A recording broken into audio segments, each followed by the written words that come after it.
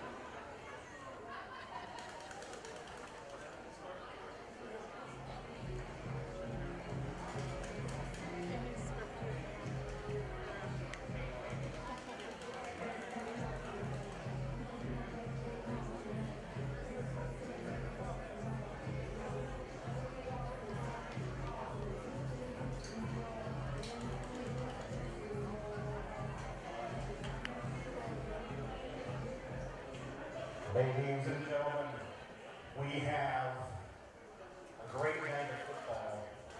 We have the Valley Huskers with their armor of white and green trim, ready for some great football! Valley Huskers!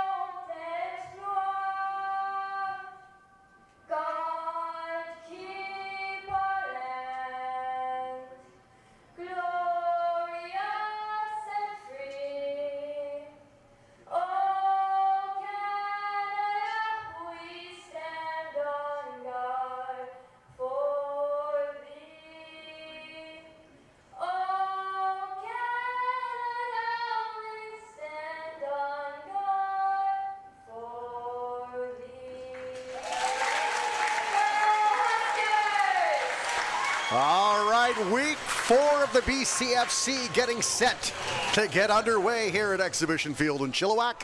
Good evening, wherever you're watching us from on BCFC TV. Warren Andrews along with Matt Macri is tonight the host. Valley Huskers come in at 2-1, third place in the BCFC, and they will host the 0-2 Prince George Kodiaks. Second time this year the Kodiaks pay a visit. Kodiaks didn't win last week, but feeling a lot better about their game after a close loss to the Kamloops Broncos. As for the Huskers, Matt, they're feeling pretty good after finally slaying the Dragon and beating the Langley Rams last week. You missed a good one, Warren. I'm telling you, man. It was a great game last week. It was up, it was down. Sitting on the edge of your seat. Heart in your mouth, sitting on the edge of your seat the whole game. It was a really good one.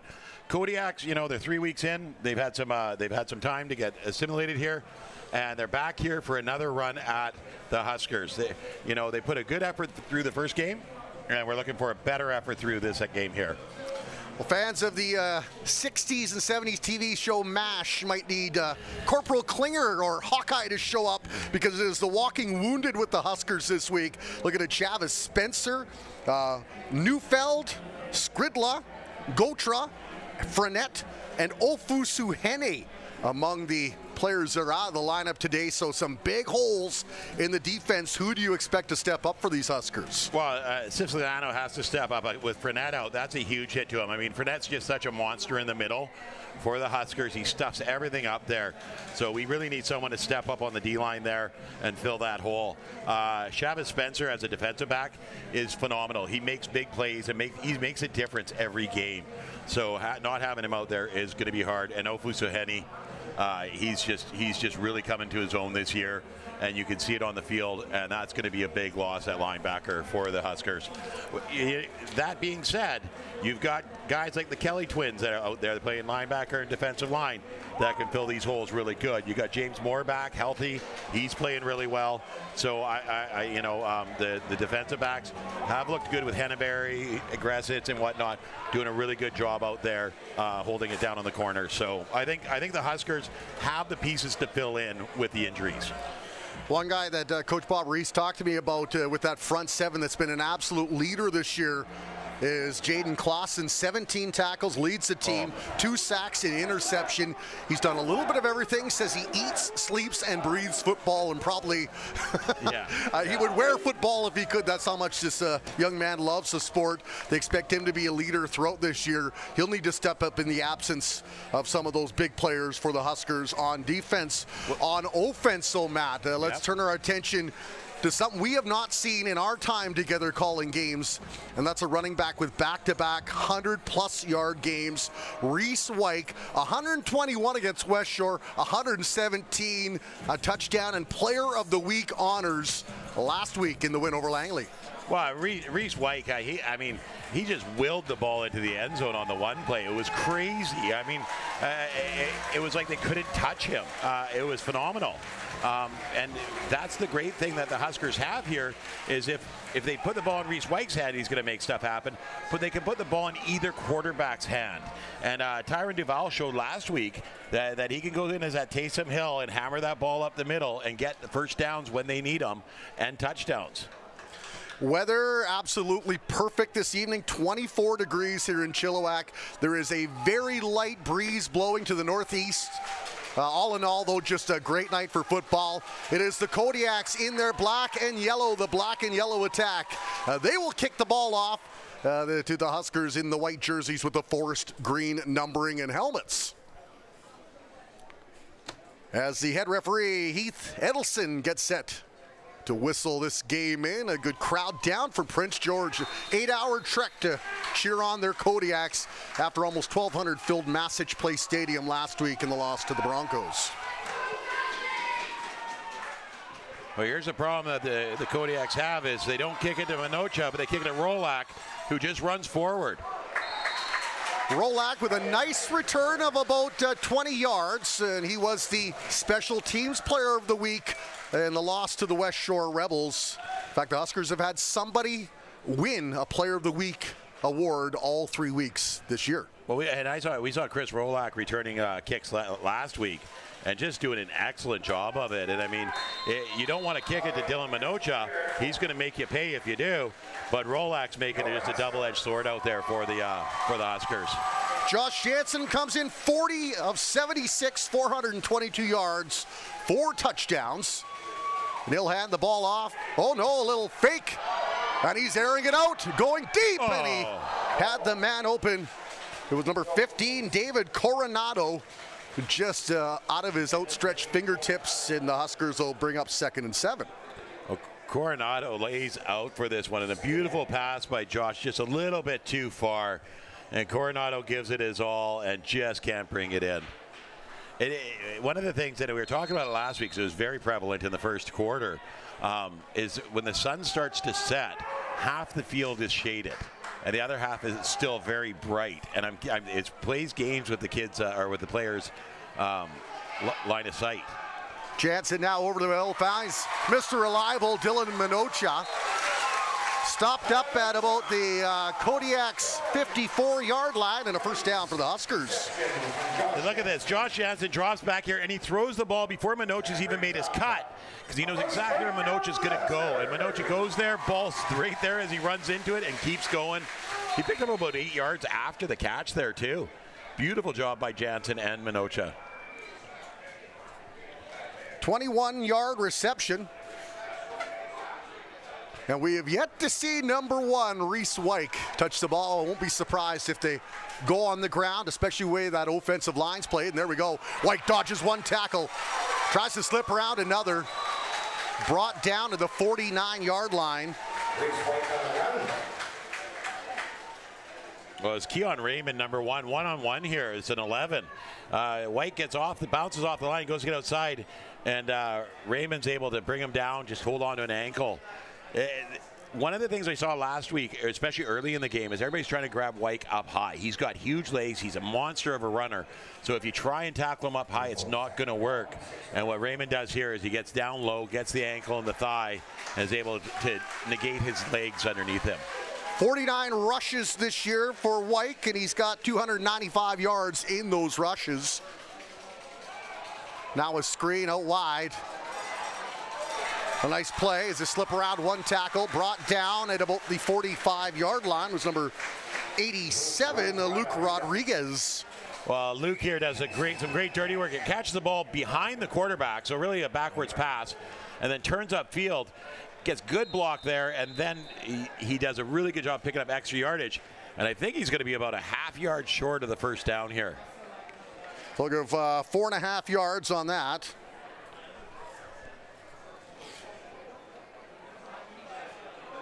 And out comes the chain gang. Yeah, they're going to measure this one. It's that close, eh? Give us a second to announce the referees. Talked about Heath Edelston, the head referee, umpire Rich Carter, head linesman Brian Finley, line judge Jeff Watt, back judge Nigel Bush, and side judge Hans Vanderdoe. Yeah, and I think you're right, Matt. Boy, it's going to be nice, tight. Great shot there from For the Win Media, giving you the eagle eye view, and yeah, very close, less than a football length. Yeah. Yeah, and I mean, and there he is, number 2, Tyron Duval's out there, and he does this great job. He's a big-bodied player who does very well with the ball in his hands, whether he's throwing it or running with it. But the line gives him such a gap that he just drives right through. 10 rushes so far on the season for 19 yards. And a touchdown. And a touch. He's actually got 2 touchdowns, I believe. He's had a goal line stand that he popped in, I think, in week number 2 against West Shore. Oh, okay. So he popped one in last week, goal line stand as well. So 2 now. There's Duval under center, 3 receivers near side, 1 to the far side. Kodiaks line up, but the referee will blow the whistle. You just want to make sure everybody's in position. All the referees are in position. Everybody's ready to go. So a very big play early on. The Kodiaks look to make a stand. They will stack the line. Duval under center.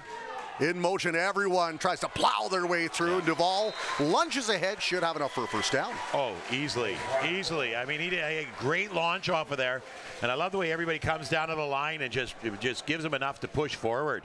There he ends up with at least a yard that's going to give him the first down for sure.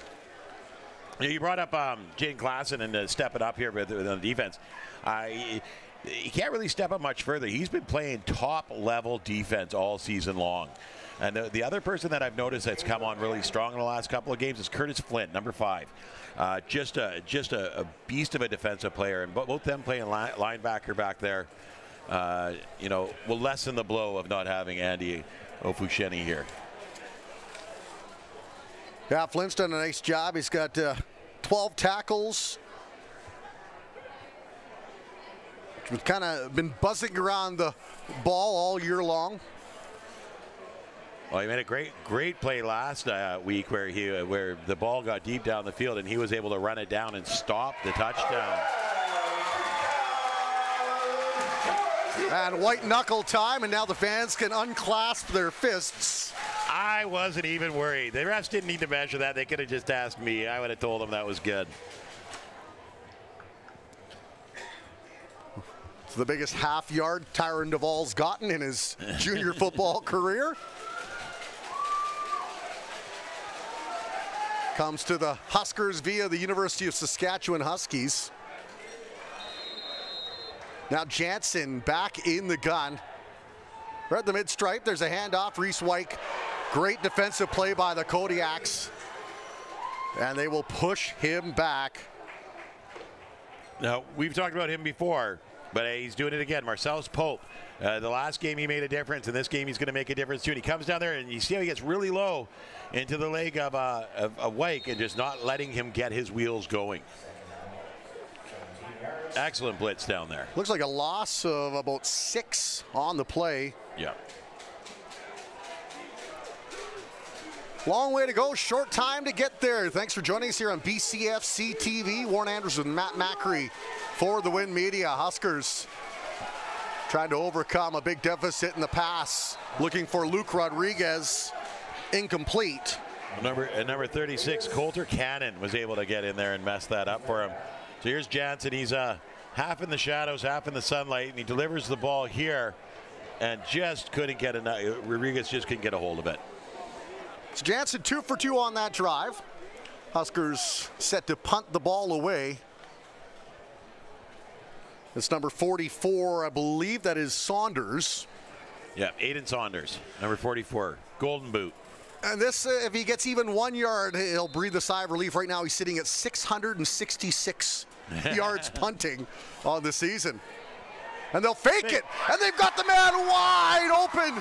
A great trick play from Bob Reist and company all the way down to the 25-yard line.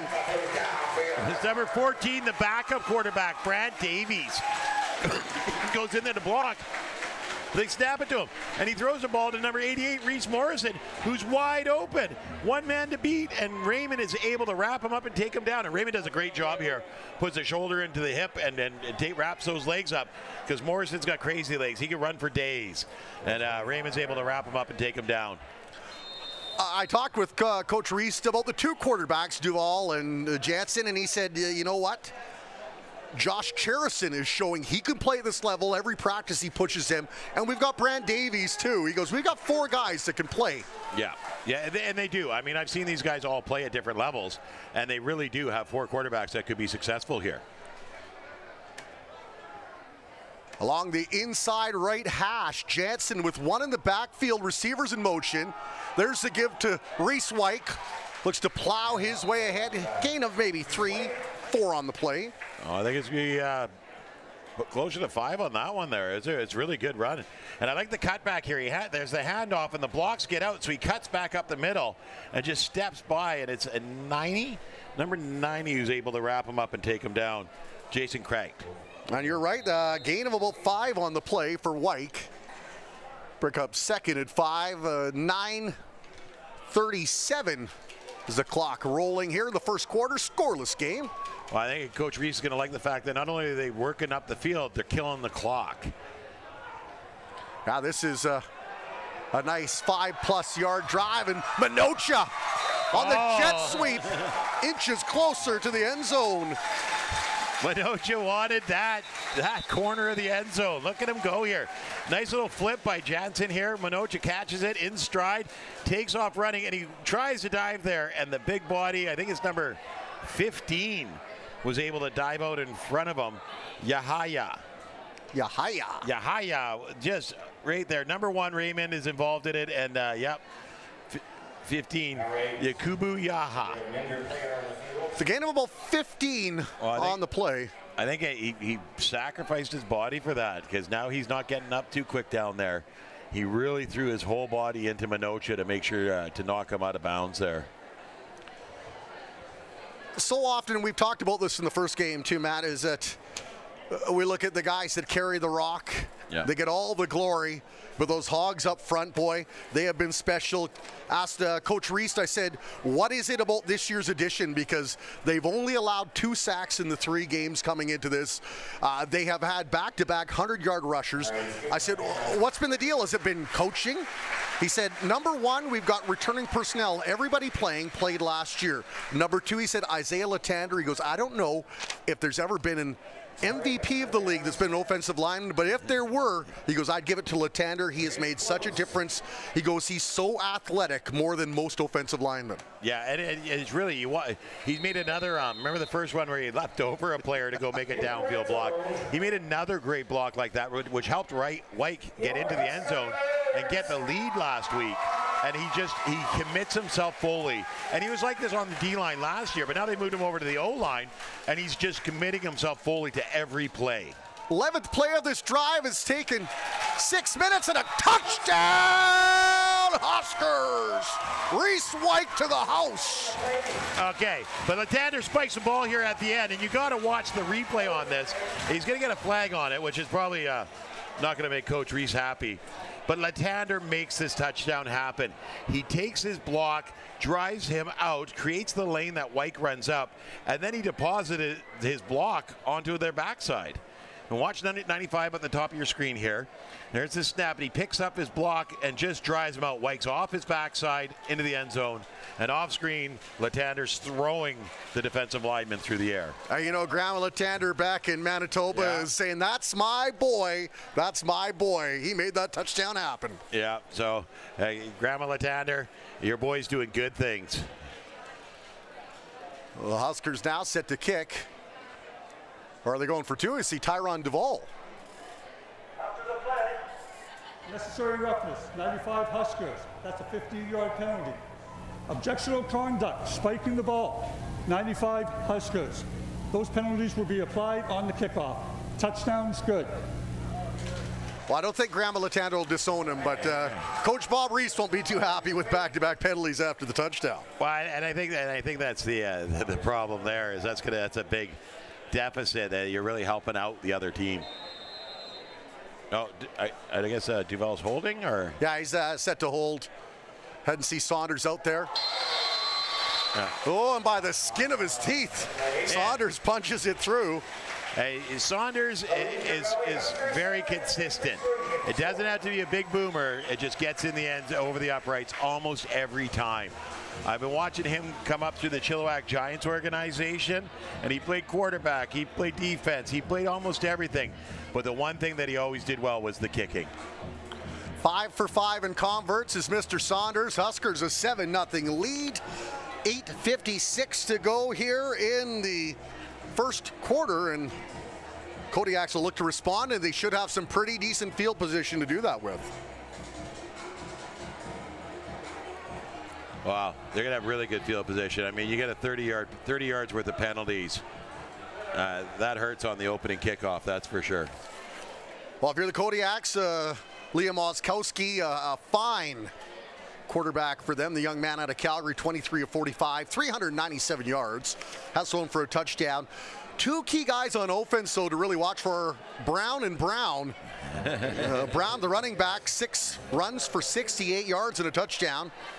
And Brown, the receiver, 4 receptions, 159 yards. Oh, Andrew Brown was phenomenal when we saw him play here the last time.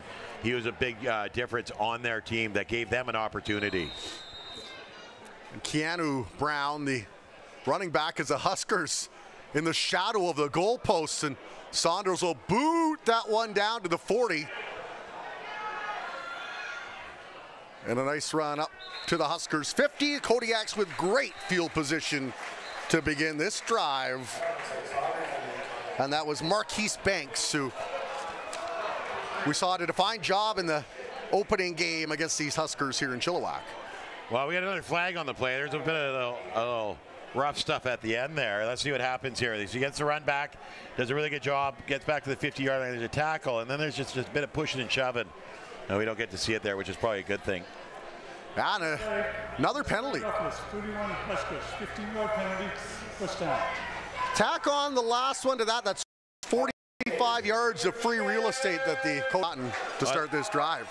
Number 21, Logan Aggressits there, getting the penalty for unnecessary roughness with a little shove. But in reality there's a lot more shoving going on than that. It's always the last shove that gets it, though. Company, great field position to start this drive at the 35.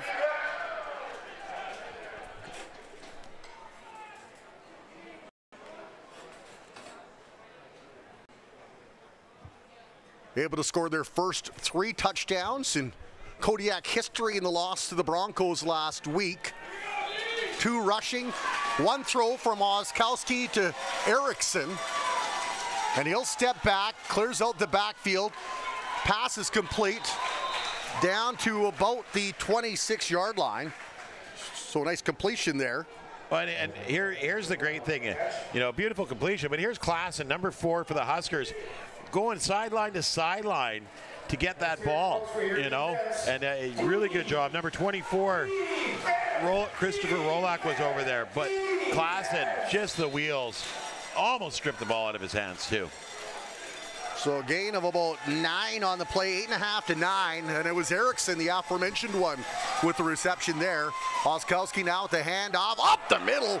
Oh, and he was snagged like a man rushing through a school zone by the police. Well, there's number 5, Curtis Flynn. We just talked about him not too long ago. Curtis Flynn comes in here like a freight train and just smokes the running back as he's trying to get out there. Number 25, Turner John Baptist, just can't get anything going with Curtis Flynn on the job. Lose about 2. You know, they went from 2nd and 1 to 3rd and 3, so that's definitely what the Huskers wanted to see out of Curtis Flynn there. The Huskers missing about 5 key starters out of the lineup. A nice stand to start. Let's see, perhaps the Kodiaks have a trick play up their sleeve. Well, it looks like we got some miscommunication by the Kodiaks. They don't know who's supposed to be on the field. Well, on and then off. And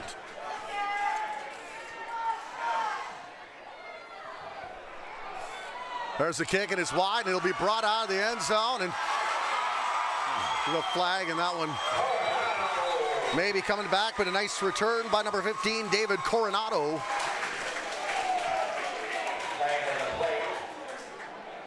Well, I think we're going to get a block in the back here. Here we go. Coronado catches it, and he starts to bring it out here. And just gets wrapped up and taken down there by number 81, Jaden Stell. And here's another shot here. And, yeah, you can see. Yeah, but there's a big block in the back there. And I think it's going to be, let's just wait to see what the ref says here. I don't want to get anybody in trouble unnecessarily.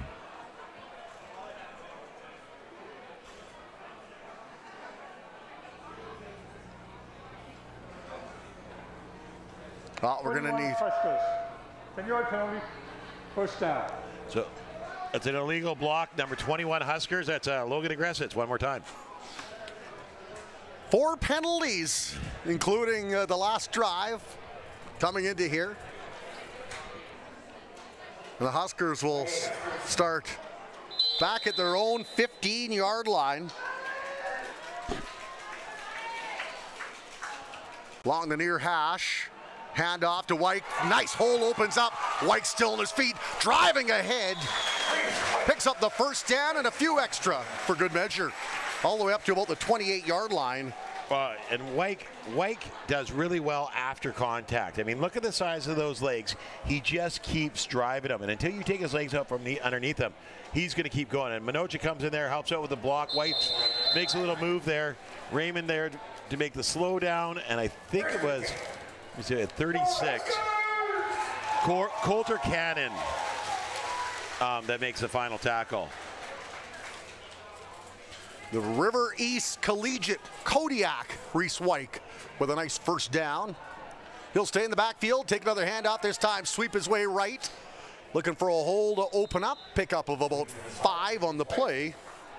Well, it's great that White can get just those 5 yards each play here. Here we go, he gets the handoff, turns it up, cuts off the backside of the blocker, which is great, and just is able to run that melee up.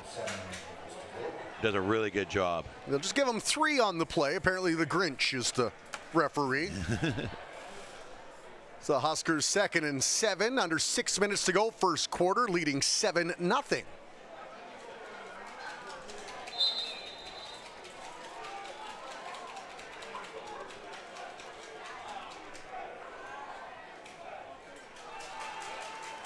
Jansen clears out, throws it long, looking for the man. Almost a one-handed grab.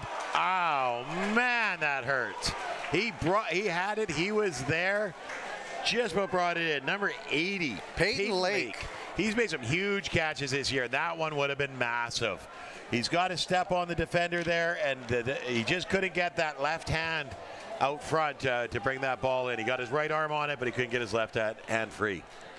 Last year, Peyton Lake, the former Vincent Massey Trojan out of Winnipeg, 5 catches for 69 yards. This year, Peyton Lake leads the Huskers with 11 receptions for 98 yards. He's more than doubled his total. High soaring kick. Banks take that out of bounds. Smart move. At about the 49, 50-yard line, depending where he's spotted. He does a good job of running forward, but diagonally towards the sidelines, because the Huskers have shut off every alleyway for him here, and he picks up what yards he can, gets out of bounds, doesn't take an unnecessary hit. You want to get keep the mileage on, don't take the unnecessary hits. So mark it down just wedged in between the 47 and 46, and they'll now spy that ahead up to about the 49. Inside Huskers territory. That's where they started the last time, and they didn't get too far up the field. So Huskers got to make another big stand here. And you got to look for Jaden Klassen and Curtis Flynn. Oskowski receivers in motion. Pressure comes. He'll roll and use his feet. Slide out of bounds before he's taken down. Nice pickup there for number 9. Some good blocking by the O-line for the Kodiaks here. Really good job. James Moore is just eliminated out of the play there. And the quarterback's able to step up. But there's Jaden Klassen comes downhill on him and is able to get him out of bounds. Pick up about 8 on the play. Good job by Oskowski to get up there and get those yards. It was looking like it was going to be a loss. Oskowski's done it with his feet this year. They've only played the 2 games of the Kodiaks. He's their second leading rusher, though, this year. 45 yards on 5 carries coming into this one. Fakes the throw, and then that one overshot the intended target, number 17, Matthew Uriah K. Mitchell, the punter. Well, yeah, you watch this here. He gets the snap, and the second later, Jaden Klassen's in his face. He barely got time to get his feet set and throw the ball. He just had to get rid of it quickly because Klassen was coming in fast and furious. So Huskers looking to force the Kodiaks into 2 straight 3-and-outs. They will leave Christopher Rolak. Played his collegiate ball down in Kansas. Comes to the Kodiaks and made an immediate impact on special teams against the West Shore Rebels. This is 3rd game with them. There's a punt and it's blocked. Number 41 for the Huskers, and that's Benjamin Harrington, blocks the punt. Well, beautiful job here. It seemed like it took a while for that whole punt to get off, and he turned it one too many times to get it centered to where he wanted to kick it. And Harrington was there, got a hand on it, and sent it straight up in the air. Nobody knew where it was for a second there. That could have been very ugly for the Kodiaks.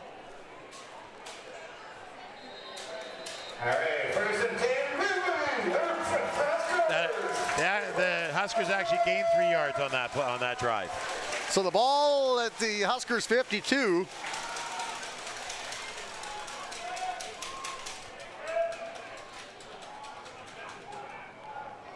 Jansen now, and drew number 42 offside. I believe it's 42, but I don't have him on the roster, so.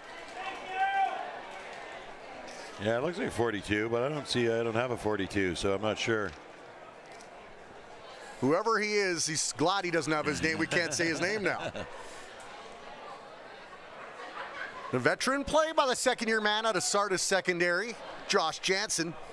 Well, I think they wanted to see what the defense had coming because all the receivers ran up, stopped, and that drew number 42 there offside. So now he knows he's watching the ball the whole way.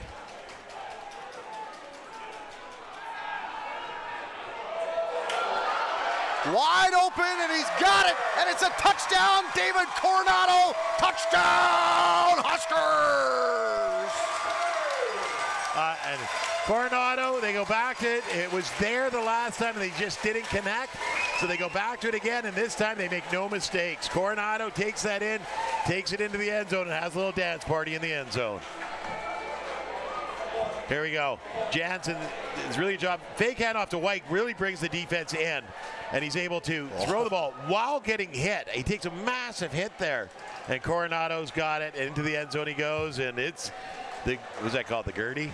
The gritty. Gritty. I have a son that does it all the time. So that's the second touchdown of the year for Coronado, second against the Kodiaks. Remember, last time they were here at Exhibition Field against these Kodiaks, 4 touchdowns for Josh Jansen in that game, but 3 of them came in the second half. And Saunders, the kick is up, the kick is good, 6 for 6 in converting for Mr. Saunders. And Saunders has got a great boot. He's like guaranteed on the extra points. But the field goals, too, he did a really good job. Here we go again. This is a great play. Let's watch this one more time. Jansen dropping back, and he throws the ball. And there's the hit. Like, just folds him in half. But he flings the ball as he's getting hit. And there, Coronado's got the defensive player, Carson Flynn, just sort of beaten there by a couple of steps. Paying the price for glory. And these Huskers and Kodiaks, one more meeting, and then that'll be it for the season as they meet next week in Massage Place Stadium in Prince George. I know it'll be a fairly hostile environment for the Huskers going into that game. Yes, it will be. It's funny with Josh Jansen. When we watched him first come out, he was tall and really light. He was a skinny guy, and I thought he's going to get hurt out there. But over the years, he's put on some size. He's put in a lot of work to really thinking himself out. Now he's got the quarterback build. You see him. He's thick. He's tough. He can take those hits, no problem. Well, he's probably got more to say about it being no problem, but 2 quarterbacks on the taller scale in the BCSC. Jansen, I think, listed about 6'6", and Oskowski, I think, 6'5". So 2 guys that can look above the offensive line to see what's happening downfield. The battle of 2 towers. And there's the kick, and Banks will field. Tries his luck one way, squeezes around the other, spins around like he's in a turnstile. Then finally gang tackled down at about the 33, 34-yard line.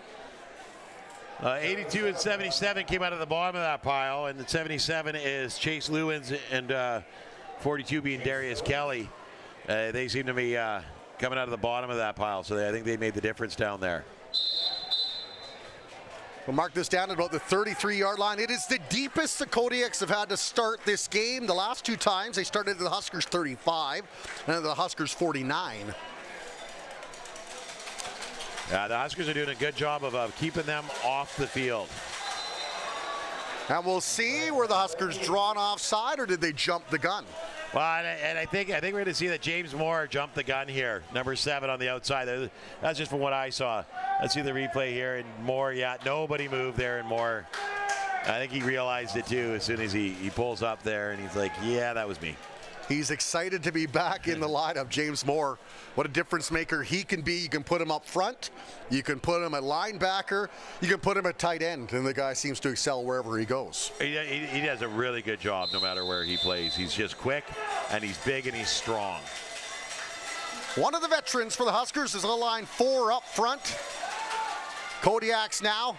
Oskowski once again uses his legs. Sidesteps one tackle. Gets out, gets a first down though, does Oskowski. He'll pick up about 8 yards on the play, and the sticks will be moved down to the 46-yard line. Oskowski does a great job. He sees Klassen coming to his left, so he steps up. And he steps around Flynn, and it's more getting back into the play with number 24, Rolak, coming in to help out too. And beautiful job by Oskowski to step away from Klassen, who's just going to cream him, and then beat Flynn. Ooh, and Oskowski throws an absolute rope. And then number 26, I think that's Claridge. Claridge, yeah. With the takedown, or it would have been 6 to the house. Great throw there, though. Well, I think Oskowski's saying enough is enough here. They've had some trouble getting this offense rolling. He's like, let's do this. He's run a couple now. He's throwing ropes like that. Oskowski's ready to play. Ball down to the 20-yard line now. A massive reception. And the Huskers contain. Pick up about 6 on that play. This is number 11, Nathan Stokes, who gets out here on a little swing pass, follows his blocker up the field. A beautiful block there, gives him a bit of room to work with. He's able to step through number 31. Where are we here? 31, Samuel Henneberry is able to wrestle him down the ground. There's a flag on the play, and I think it's after the play. Let's see what the ref has to say.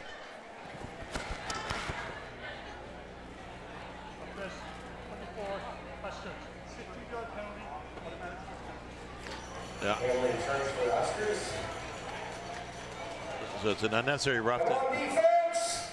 Unnecessary roughness penalty, 15 yards. It's going to put him right down on about the 1-yard line.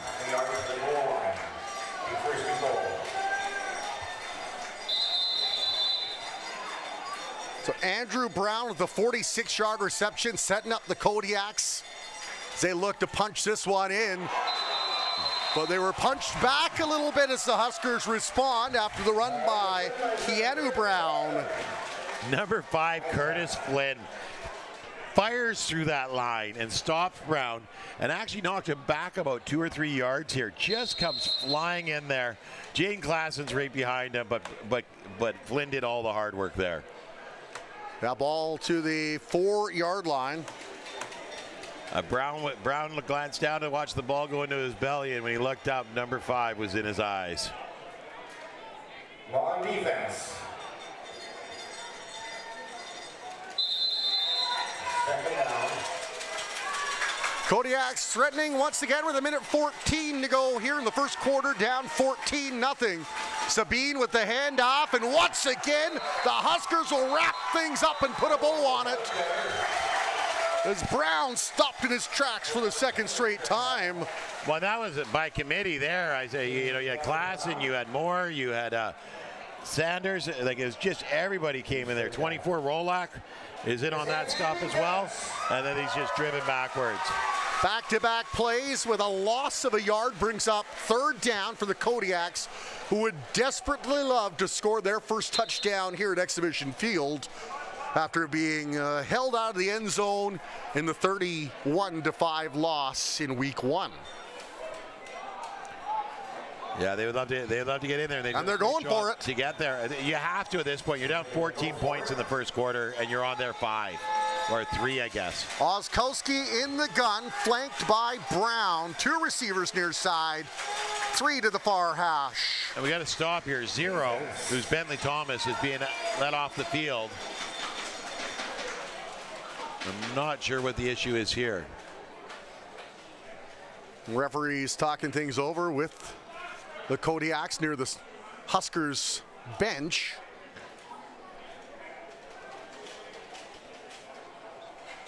It's touchdown by Wyke, his 2nd of the year. Coronado, his 2nd of the year. Have the Huskers in front 14-0. Kodiaks, though, looking to answer late in the first quarter. Thanks for joining us here on BCFC TV. One of 3 games taking place in the BCFC today. Raiders hosting the Broncos. That was at 5:30. And then quite the showdown in Kelowna. Undefeated Okanagan Sun will welcome in the West Shore Rebels, who are also undefeated. That would be a good game. That'd be a really good game. Rams have the bye week. I know the Huskers went over to the West Shore Rebels, and I think they lost 20-17. It was a close game. I think it was 31-20. It was fairly close until the fourth quarter. Yeah. Then T. Jesse kind of took over. Oskowski now looking to the end zone. Claridge with the pass deflection, but is there a flag? And I do see a there's flag. A second flag on that play as well. So this is going to really upset the Kodiaks coach. It's number 13 here, James Erickson, goes in here for the pass, and there's the pass, and they make the call on him. Now, I thought it was pretty good defense, but they make the call, no problem, right? He gets up and starts clapping hard in the defender's face after he sees the penalty. You can't do that. So now you just got moved up to the half-yard line, and you're going to get moved back 15 yards. So it's one of those rookie mistakes that you hope they learn the lesson this time, and next time you kind of keep it to yourself till you get in the end zone, then you can clap all you want. And if the penalty's offside, they may just replay the down. Let's see what the ref says. A 20 Chilliwack. 15-yard penalty. After the play, objectionable conduct, Prince George. 10-yard penalty. Automatic first down. So a difference of 5 yards, but they will get 3 cracks at the kitty here for the end zone. But that's not the case here. If you look where they are, right, they move up to the half-yard line for the pass interference in the end zone. And now they get 10 yards on it, so now they're at the 10.5-yard line here, right? So, I mean, yeah. 2 steps forward, 1 step back. I know, and I mean, they were leaving the ball for the Huskers in pretty poor position. Now they get 3 more shots here for the Huskers to try and stop them. Oskowski now is nice rush right up the middle. Couldn't take him down. Oskowski heading for the end zone. Is he in? No, I think he's going to be short. I think he's only got to about the 3-yard line there. 21 on tackle. Number 21, Logan Eggersitz is able to stop him here. Oskowski takes off. Flint's chasing him. Eggersitz turns off the block, wraps him up, and takes him down hard. Really good job. Jaden Klassen's over there as well. But that was all Logan Eggersitz, number 21. So the Kodiaks keep this drive alive as time winding down here in the first quarter and plowing ahead, waiting for the signal. Yeah. Touchdown, Kodiaks. They'll shave the deficit in half on a 2-yard run. Oskowski takes a page out of Tyron Duval's playbook here and just gets down low. Big body. He's only going to need to get about 2 or 3 yards. Steps up 1 yard and then falls forward into the end zone. Being 6'5", that could happen. I guess you can cover 2 yards pretty easily. Just fall ahead. Yeah.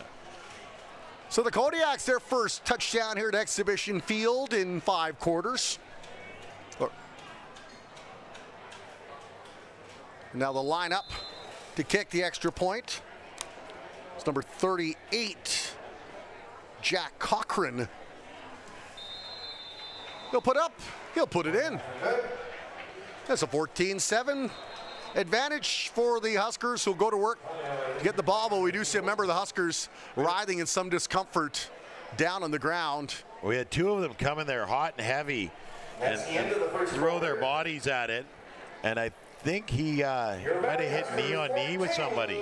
That's 46, who we also don't have on the roster. No, I think it's 86 actually. Was it 86? I think so. I can't really see the number here. That'd be Sawyer Sonsteby. So he will get looked at by the athletic therapy team as another look here. He went down hard and fast there, so I'm pretty sure he hit his knee really good. It's a big collision there when the 2 of them went into block. Now the Kodiaks with some life, down 14-7. Second quarter about to get underway. Mentioned Coronado with the reception for the touchdown. Well, that was that one of 48 yards. Reese White with a 5-yard touchdown, running the ball in, his second of the year. Let me ask you a little question. All right. And I'll take away my cheat sheet from you. Why do you think Reese White wears number 1? A number he's worn for a while, apparently, going back to his high school days. Number 1. his first prize. I don't know, Warren. Why does he wear number 1? He said he wears number 1 because it shows you're a baller and you deserve to wear it. You have to prove that each and every game, and well, he proved it in high school. He helped River East win the 2018 Division II CTV Bowl. They beat the Kelvin Clippers. It was their first title in 2 decades. And he saw his brother play football. He was a soccer player growing up. Watch his brother play for Manitoba against BC, and he thought, that looks like a really cool sport. I want to try it. Fast forward years later, in 2019, he played for Manitoba. They beat BC, coached by Corey Philpott, and he was the offensive player of the game. And there's your Reese Wyke moment for you. And I agree with him. To put number 1 on your chest, you're really making a statement. You're saying, I'm the number 1 guy here.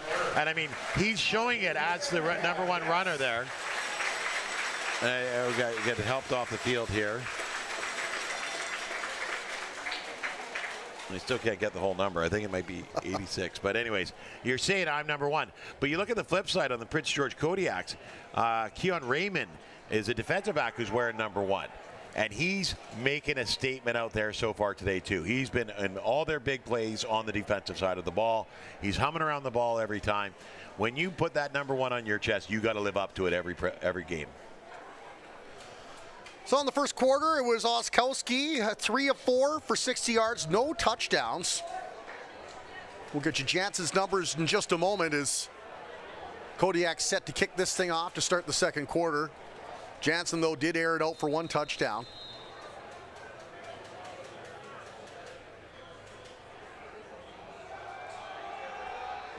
It's always kind of fun, though, when you learn why players wear a certain number that they've picked. Huskers will pick it up, barge ahead, and then driven back, and that elicits some cheers from the sideline wearing black and gold. Well, they made a good stop here. Rolak here gets the play, and he gets forward. But the whistle goes, and the Kodiaks are excited because they stopped him. They're shoving him back for another 20 yards. But it was a good kick, and then a good run back. Puts him at the 30-yard line to start off. Here we go. Your Huskers. So Jansen was 4 for 6 with a touchdown in the first quarter. He'll go to work here as the ball placed at the 30-yard line.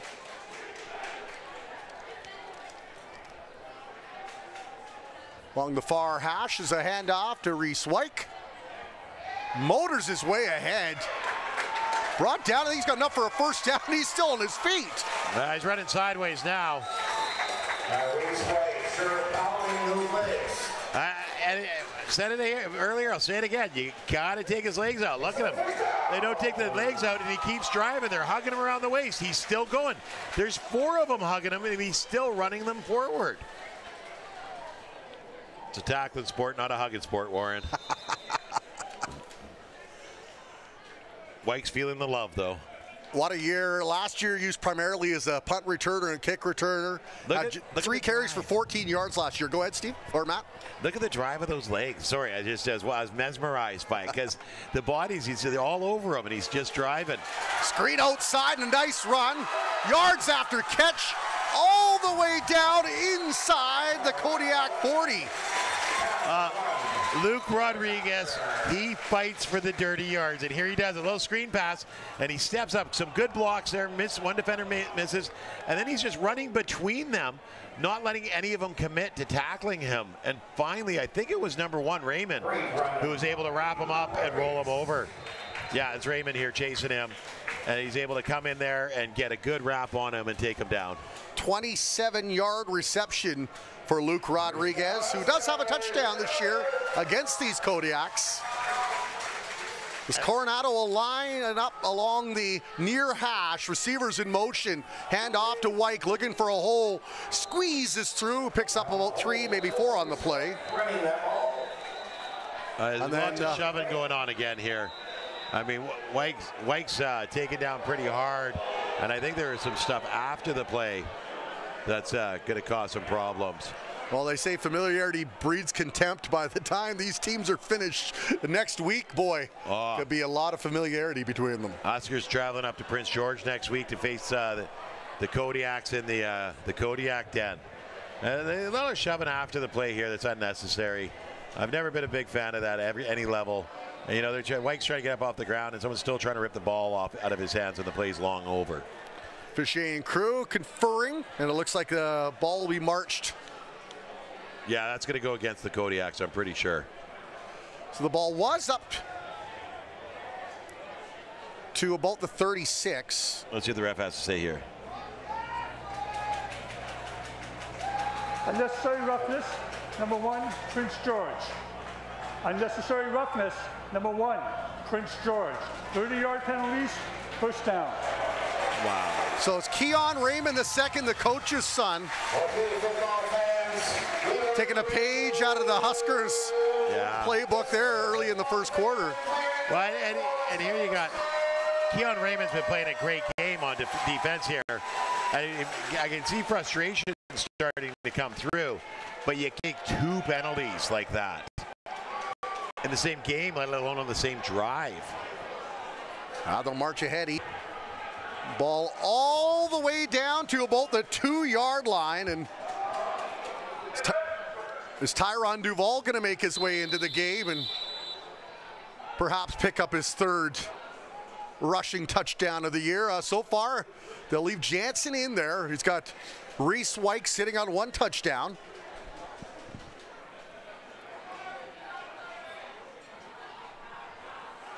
There's a give to White. Good play by the Kodiaks, stacking the deck and keeping him out of the end zone.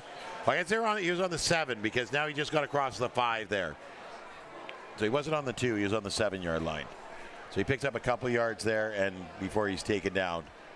And you're right, you're right. I need to know what time this is on the rebroadcast so I can play it for my wife. Then she'll say, what does that idiot know besides you?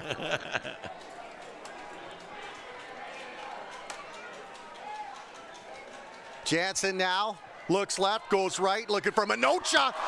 Juggles it around like a circus clown, but couldn't bring it down. Well, and he's trying to catch it over top of the defender. Great defensive play here by number 12, I do believe it is. Hayden Matherson does a really good job. He's not making contact, but he's making it so Minocha can't come back to the ball. And then when he does get his hands on it, he's bouncing it off the defender's head. Beautiful defensive play. So a good defensive stand by the Kodiaks, and now they'll line up for a field goal. Jansen Saunders eyeing things up. Duval in there to hold. Looking at about a 10-yard field goal. And he'll put it through. And once again, Saunders with his chip shot there does a really good job. And now we got another flag. I mean, I think this is getting a little bit ridiculous, guys.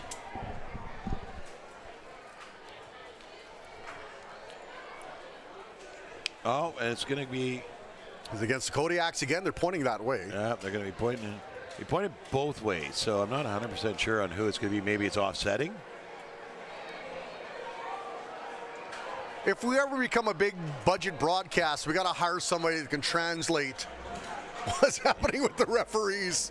Well, and what you see with the referees, are they start to get, later in the game, and they're calling a penalty, that they're frustrated that they're getting all these objectionable conducts.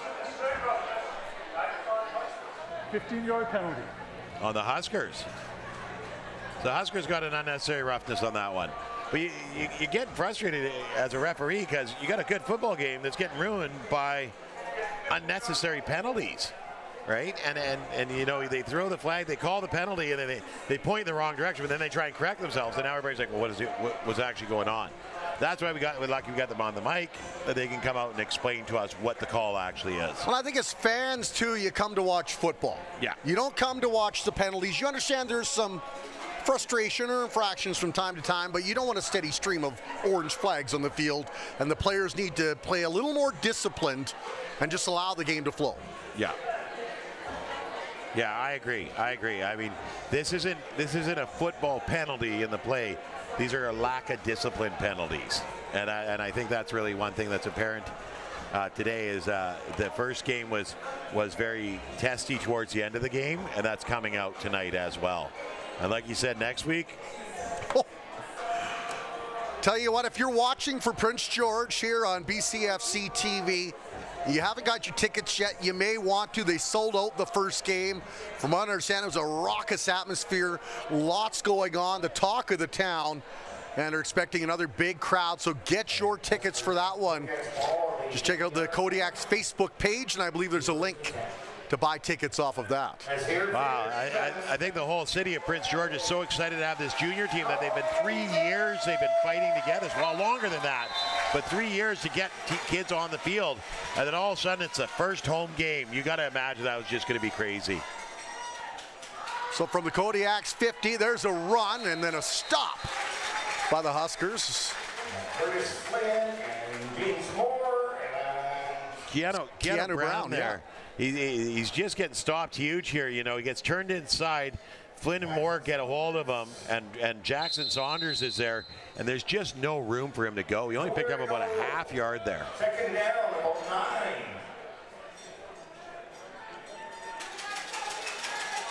Oskowski looking to go to work. In between the middle hash. 2 receivers near side, 3 to the far side, empty backfield. So running back will jump out to block and pass a little further downfield than a screen play, but he dropped it as he had a vision of some big yardage there. Well, Moore makes a move and it's right on him and he throws the ball, but the receiver turns to run before he secures the catch. He was looking upfield because he had the ball, but he just turned his head a bit too quick and did not secure it. As Nathan Stokes, the intended target. You really can't pin that drop on the quarterback. It was a nice throw. Yeah, it was. And Nathan Stokes is an excellent football player. And he was excited there because he knows he's got the speed, the wheels, and he had the cushion that if he had brought that in, he had room for lots of yards after the catch. Matthew Uriah K. Mitchell had 16 punts for 566 yards coming into it. Fielded cleanly by the Huskers. Minocha sidesteps one tackle, but then ran into a wall of black. He'll be brought down to the 35-yard line where Josh Jansen and company will go to work here with 10:14 remaining in the second quarter. Well, Minocha showed his shiftiness there. He is so quick when he gets a seam, and he almost got out of there, and it was a Kodiak that got a hold of the back of his jersey and just slowed him down, because otherwise he was gone. He had that whole line. Yeah, he saw that. It's like it all slows down for them, and they see that path. You know what I mean? In 5 possessions for the Kodiaks on offense, 3 of them have been 3 and outs. These Huskers have done a nice job defensively to limit their chances. Really been the penalties that have been the harm for the Huskers so far. As Jansen from the 35 looking to go to work. And once again plowing ahead. Oh, Wyke is fired out of a cannon at the line here. Holy smokes. Look at the acceleration. When he gets handed the ball, he accelerates instantly, and he just takes off. And then he's hitting bodies and knocking them down. Number 12 there, Hayden Matheson, was one of the tacklers, but he got hit and just held on and slid down Wyke's body before he was able to bring him down. 10-yard rush. It's a first down, Huskers. Ball placed at the 45-yard line. They lead 17-7, under 10 remaining here in the first half. Thanks for watching us on BCFC TV. For the Win Media, providing all the great camera angles. Oh, wow. And Reese Wyke taken down. Big defensive play there by the Kodiaks as they read that one cleanly. Well, it's the other Brown on the team, Corbin Brown, number 52. See, Wyke here, Minocha gets up their block. Wyke runs into the back of Minocha, gets knocked off, and Corbin Brown wraps him up and just flings him backwards. You know, when you get wrapped up by a guy that big, you're not. It doesn't matter how fast your legs are pumping, you're not going anywhere. So they're saying the point of contact was right at the line of scrimmage, so no loss on the play, but no gain. That'll bring up 2nd and 10. Jansen now feels the heat. Oh. And he's taken down as he's sacked for the 3rd time this year. And Jansen here, He knows he's got to get rid of the ball here. He steps back, he sees it, he pumps the ball, and then he brings it in, and he knows there's nothing there. He's got to take off, but it's a little too late. You got number 40 there, George Yobo, on the tackle, and I think it was 42 was the other tackler. Yeah, the unknown Kodiak picking up a nice stat. That fires up the coaching staff there, you can see. Yeah, they're excited over there. I mean, that was a great series. Flag in the play. I see a member of the Huskers scampering to the sidelines. You have to wonder if maybe too many men on the field. Yeah, it's exactly what it is. Too many men. They're going to go back a few more yards. And it's, you know, just gives Aiden Saunders a bit more room to kick to. Tell you what, that's got to be about the 8th or 9th penalty on the Huskers today. Yeah. I haven't been keeping track of the penalties. They're not my favorite part of the game. So, but yeah, that's just way too much orange on the field. Speaking of orange, great to see the BC Lions represented here before the game. They had the trailer out there. They had a contest for fans to try to win tickets to the game. Gave away some free hats, so you know I was in there scooping one of those up. They, of course, taking on the Calgary Stampeders in a big game. Saunders will launch that up high, up to about the 52-yard line, and that's where Raymond will go to work. Raymond, nice work. Scoots his way around a couple of attempted tackles all the way down to about the 30-yard line of Huskers territory. Raymond does a great job here of getting away from the contact and then getting going again. He feels it nicely, feels it cleanly here, and he's got some hands on him, pushing him backwards, but he's able to get to the outside and get up the field. And I think it's number 22 able to take him down at the end there. Kodiaks can't complain about their field position. You look at it, 4 times this game they've started a drive inside Huskers territory. 3 of those inside the 40-yard line. Oskowski now steps back from the shotgun, looks, feels the heat, steps up, throws a low one, finds his man. He stood up after a short gain. 81, Jaden Stell. Really goes into the dirty area here in the middle, and he gets a rope to him. Beautiful catch, and then he's hammered right away. 3 defenders, triple coverage, and his quarterback trusts him to catch the ball. That's confidence. Second and about 2 yards to go. They picked up about 8 on the play, and so Right at the 20-yard. Defense. ball to 20. Oskowski, lots of time, and then that time expires. Sack for the Huskers. Well, and here it is, number 7, James Moore comes flying around the outside, makes a nice move here, gets around his blocker, and wraps up. Oskowski takes him down nicely. Number 54, who is Jackson Saunders, comes in there and helps with the cleanup. So loss of about 5 on that play, and it looked like he had time in the pocket to look downfield, but good coverage by the Huskers, and then James Moore does what he does best. He roared and picked up the sack. Well, Moore does such a good job of getting beneath the offensive lineman's arms and then coming up. So he's pushing the arms up in the air, which gives him a free pass under that armpit to get at him. There's a flag, but the field goal is good. Field goal is good. Laser Huskers 17. Rich George Kodiaks 10. Offside on the Huskers. So they're going to kick that again. I mean, I can honestly see the... Or will they take the points? Yeah, they might as well take the points. There's no chance of that, but... Yeah, so we got an offside. Huskers, penalties decline, take your 3 points. Well, penalty against Huskers declines when they score. So 30-yard field goal for number 86, for Andrew Brown, I believe. The Huskers, or the Kodiaks, are doing a really good job here. I mean, they've got it within a score. And they've been dominated on the field position battle here, but they've kept it within a score.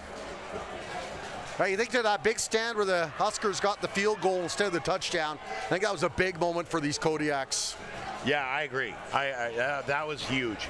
I mean, you know, you're now down only by 7. You get your own field goal. You're down by 7. You still got a ton of time in the game. You got a whole half to go. 6 minutes left in this quarter, and then the second half. So Oskowski as the major for the Kodiaks. It's Coronado and Wyke for the Huskers. And Huskers leading 17-10, 6:02 remaining second quarter as the stadium lights come out and the skies outside of Exhibition Field begin to dim. Get that beautiful skyline with the mountains in the background. And we got a football game here, Matt Macri. Yeah, and you know, it's the thing what the Kodiaks want. Improvement every game, and they're seeing it already. There's Rolak with the ball. Rolak will field that one deep inside his own territory. Slips around one tackle, taken down at the 35. Good news, no orange flag, so yeah. Moral victory there. I saw the ball boy running out wearing one of those orange Lions hats. I thought a flag went on the field. I was like, not again. Good return by Rolak. It was funny, a couple years ago, I was watching an NFL game, and the Chargers had yellow gloves. So every time there was a play, I thought someone was throwing the yellow penalty marker because it's yellow in the NFL, right? But it was just the gloves. It threw me off the whole game. I'm used to it now, but when they first brought those out. Took you a little while. Of course, your Chargers look to have a pretty good season this year. They're looking good. They haven't gotten hurt in preseason yet, so that's the bonus. Here's Jansen, airs it out. He's got the man open. Skipped in and out of the arms of Peyton Lake. Well, at number 12, Hayden Matheson does a great job on the defense here, and just lets Lake start to make a play on it, and then gets his hands and mix it up. There's Jansen with a big throw, beautiful throw here, and Lake turns around to get it. Matheson just gets his arm in there as the ball makes contact, and makes a good play on it. Jansen now 5 for 9, had that monster game against the Kodiaks to open the season, cooled off a little bit the last 2 weeks. It's been the running game and the defense that have really stepped up against the Rams and the Rebels. And now they're back, these Kodiaks. He's got the wide open man, and number 20 jumped the route. It was Tegan Morin. Morin there, he was baiting him, that's for sure. You see him kind of settle down here. And as number 3, Dag Mora, comes to go across, do a bit of a cross pattern, just a rope, and Morin comes flying in and bats that out of the air. If Josh Jansen can't get in that rhythm, would you be surprised to see Duvall get a shot in the second half? No, but I mean, Jansen's not having a bad game here, right? He's 5 or 10. He's throwing 500, but he's managing the game well. He's doing some runs. He's reading the plays really well. Yeah, he got sacked once. He's not having a bad game. He's just not having a superb game at this moment. There's a loping punt. Picked up. Ooh, looked like a car sideswiping another one. Yeah. Came in, flag flies. Should be a 2 on here. No yards, definitely. The way should be the 5-yard penalty because I believe the ball bounced. Yeah, you watch the ball here. It bounces back towards the Huskers. So when he hits it, the Husker player is coming forward, and he just breaks that 5-yard area. So Keon Raymond with the return, got a few yards. There'll be a few more tacked on with the penalty.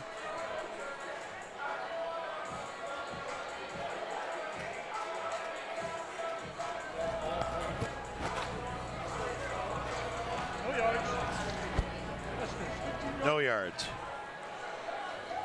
Another penalty against these Huskers, and you know Bob Reist and company are really going to want to clean that area of their game up, the discipline. Well, I think that it's one of the things that that's really tough with the punts inside the Canadian rules. It's that 5-yard bubble. You know what I mean? I think it's really tough for the guys to keep out of that because everything's happening so fast. Ball stays inside Husker territory from the 40. Oskowski with the screen out wide. Flag flies, and I think that'll be a penalty against the Kodiaks, number 13, Jerome Erickson. Yeah, I think you're going to be right there. Let's see what happens here. He turns around, he swings past to number 3. Number 3 gets the ball, turns upfield, and a block in the back. Number 13 on number 21. 21 holds on to the ankle there and stays. Oh, no, it's number 4, Klassen. Who's that? No, it's 21. 20, Logan Eggersitz is able to wrap that ankle up and hold on tight. You see the Huskers pointing. Yeah, they're moving it the back. other way. Yeah.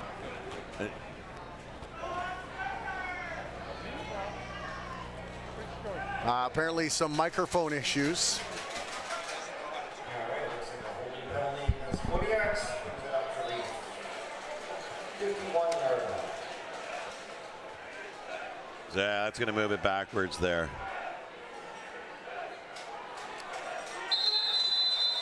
A defense. It's a ball at the 51-yard line. And they'll go back to number 13, Erickson. Yeah, but the defense was on to him on this one here. You get number 3, who is Matthew Watson, turns and walks in. Erickson tops him behind him. Quick little pass. He's got a nice block out there, but he runs into his blocker. Claridge is able to wrap him up, and didn't see who the other player was, but it drove him backwards. That was number 24, Christopher Rolak II. So Huskers defense doing a nice job. Long field now. Kodiaks have to contend with. Ball back at the 49-yard line. Or 51, pardon me.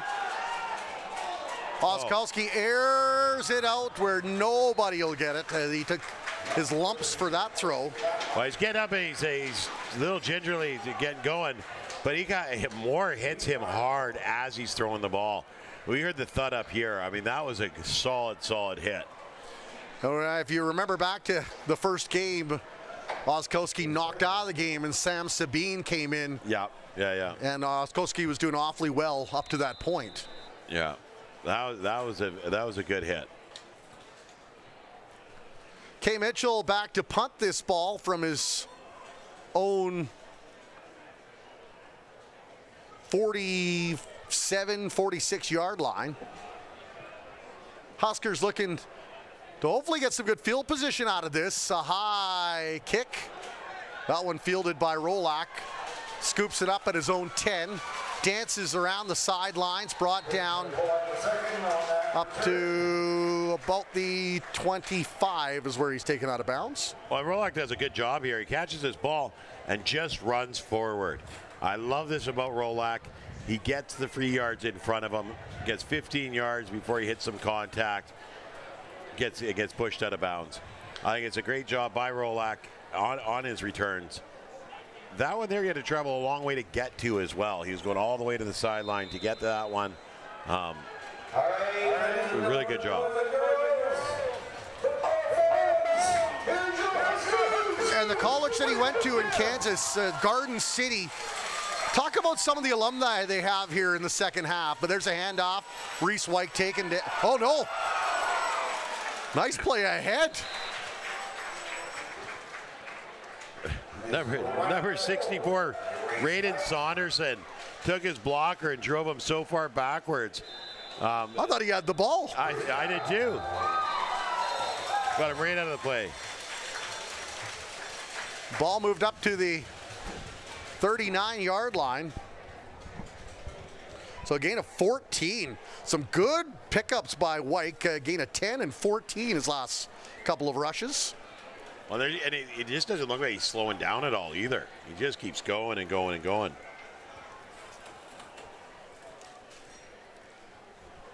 And you can see our beautiful setup here. Yeah.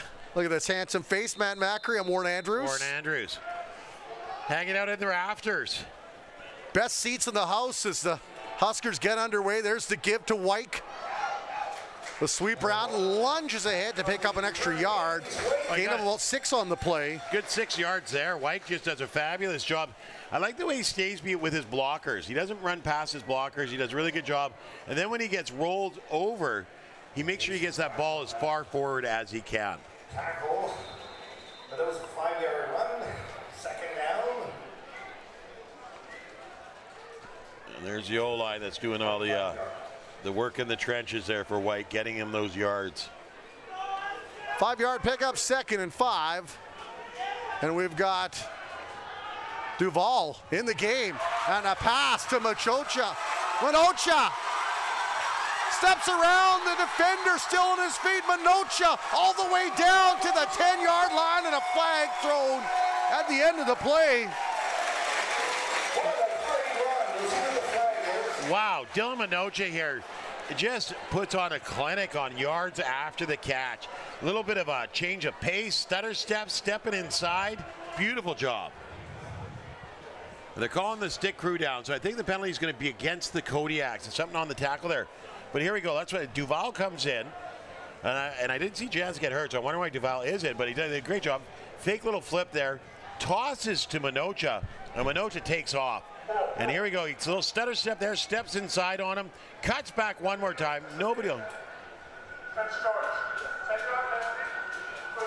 So a penalty tacked on top of that, and Duval will stay out there. And Huskers are back to work. oh, pardon me. Here we go. Let's go. That'll be Andrew Locke now in the backfield. You have to wonder if this is a quarterback keep. Well, you got Andrew Locke, who's a huge bruiser of a blocker, going out there. And now is he coming off the field? I don't think he's had. I think they're going with the big unit. They're going to bring in Rodriguez. They're going to bring Coronado. They're going to bring back White. Little misdirection, perhaps, by the Husker coaching staff. Well, on that beautiful play from Duval to Minocha, they got down to the 5-yard line, and you're going to try and finish it off here with some razzle-dazzle. I could really see the play action fake. Duval keeps the ball, runs it into the end zone. What a debut into this game for Duval. 55-yard throw to Dylan Minocha. Well, yeah, we haven't seen him throw very much. We've seen him run the ball well, but that was their first throw. Duval now, give to White. Skies open up. Touchdown, Huskers! Reese White's second major of the game.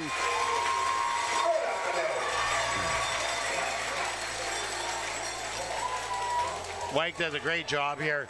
Beautiful job by Duval. He's got the read action going, and he decides to give it to White. Sees that his hole was shut, so he gives it to White, and White off he goes into the races.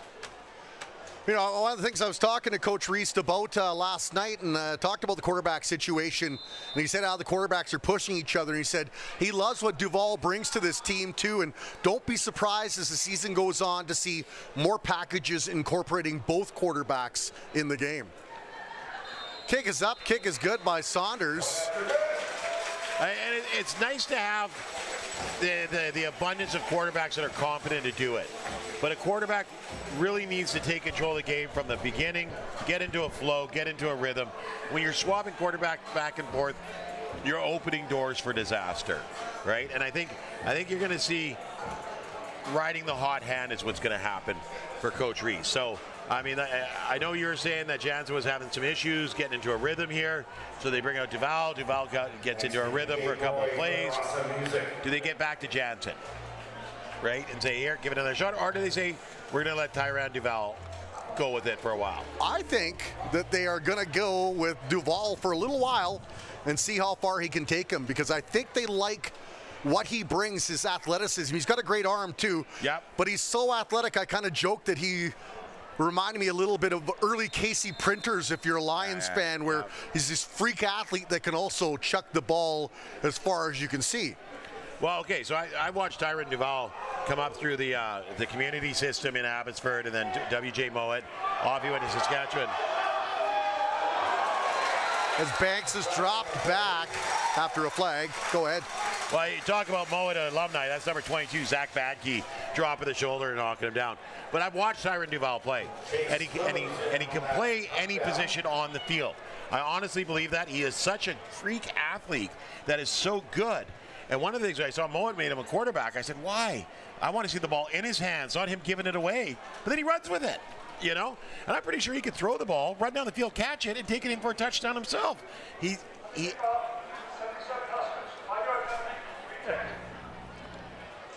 So penalty against Huskers. Well, you know what? And I think if you look at this conference, you do have some quarterbacks that can scramble to get yards. You don't have a lot of pure runners as quarterbacks in this league. It's a new wrinkle. Yeah.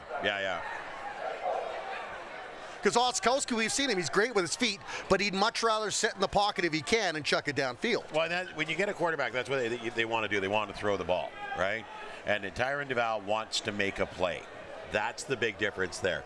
The quarterback's looking to throw the ball, running being the last option. Tyron Duval wants to make a play. And he wants to make a big play every time he has the ball. And it's a great mindset to have. Huskers hoping he can have a few more big plays in the second half as there's 2:04 remaining here in the second quarter. Huskers ahead now 24-10. Kodiaks will look to respond. There's the booming kick from Saunders. That one fielded at the 35 by Banks. Steps around to one tackle, slips around another. Wheels his way forward to about the 47-yard line where the Kodiaks will go to work. Yet again, good field position for Prince George. Yeah, Prince George once again has really good field position. A beautiful return here. Banks fields the ball here, follows his blockers up the field, and he starts to run outside, but comes back, and there's a seam for him that he's able to just slide through before he's wrapped up and taken down. And I think that's number 21, low shoulder there, and wraps him up, slows him up, and then he goes down. Yep, first one to the ball. Yeah, early Eggers sits, we heard, with the back-to-back penalties, but since then it's been nothing but positivity in terms of the plays he's making. He's made some really big stops. Excellent job. Way to come back. You know, you get a couple of penalties on you that can really knock somebody out of a game, you know, put their mind out of the game. But he does a good job staying focused and come back and make some really big plays. Oskowski with that big gun. Chucked an absolute bullet in there, but it was out of the reach of anybody, including the Huskers. And it'll be 2nd and 10. Still from the 47 with 1:53 to go here, second quarter on BCFC TV. Wherever you're watching us from, we thank you for stopping by. If you want to follow me on Twitter, occasionally it's at @some_sports_guy. Love your feedback. Oskowski steps up, delivers. That one caught. Pickup of about maybe 7 on the play as the reception by number 86. That's Andrew Brown, top receiver. Oskowski does a good job stepping up in the pocket here. He doesn't really get his feet set, but he really delivers it to Brown anyways. And luckily for the Huskers, they had a double coverage there, was able to wrap him up and take him down quickly. So yeah, about an 8-yard pickup. That'll move the ball inside Huskers territory to about the 54. Along the right hash, Oskowski barks out the signals. Huskers bring the pressure. Finds the man wide open in the flat. That'll be a first down for the Kodiaks. It's number 13, Jerome Erickson, picks up the first down. Jerome Erickson does a really good job here, settling down in the pocket and just letting the ball come to him. He's hit again really quick by Eggersitz, and I didn't see the other number there. It happened too quick. Ball now with the 42-yard line, so that was a 8-yard reception to get Oskowski. Elusive, trying to get away. James Moore, a.k.a. Bounty Hunter, tracks him down and records, I think, another. Did he get a sack, or was that over the line of scrimmage? I think he's across the line of scrimmage here. Moore runs him down across the line of scrimmage, and Klassen comes over top. And I don't know. Yeah, I think you got to gain a 1 on the play. Just the way Moore pursues, he's so rangy. So they're throwing a flag on the play here.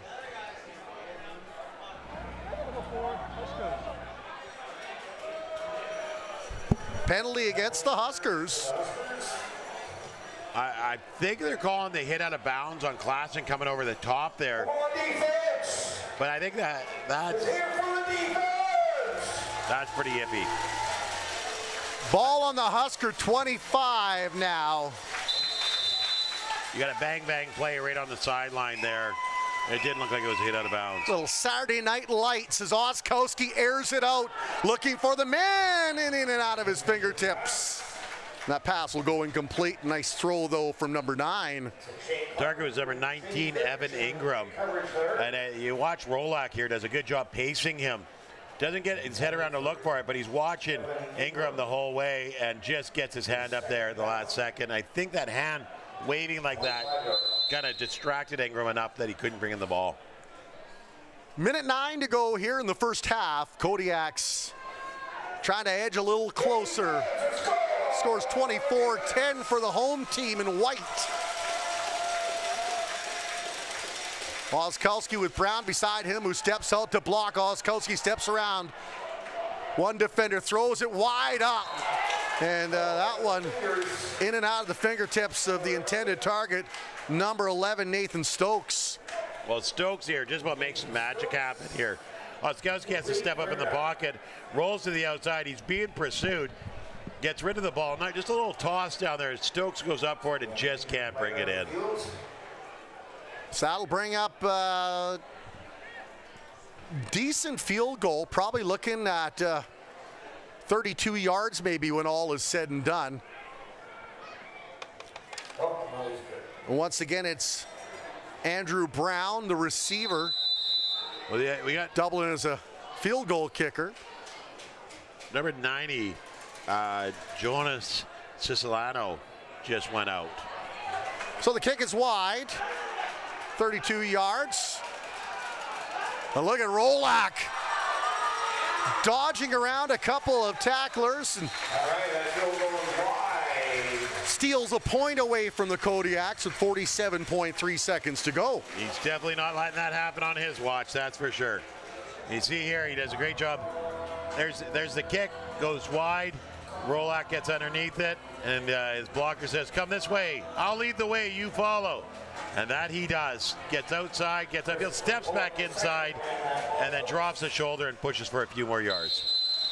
Huskers will start at their own 24-yard line, leading 24-10. Ball on the left hash. Kodiaks will show a little pressure now with a front 5. Receivers in motion. Pass out there to number 3, and is that complete? Dagmora. Yep, they call it complete. So it's Jansen's back on the field, and here he just swings and throws to Mora, but he kind of gets a little bit low. And Mora does a good job going down low, getting the hold of the ball. And they whistle it dead right away because he's down on his knees. So I'll pick up about 4 on the play.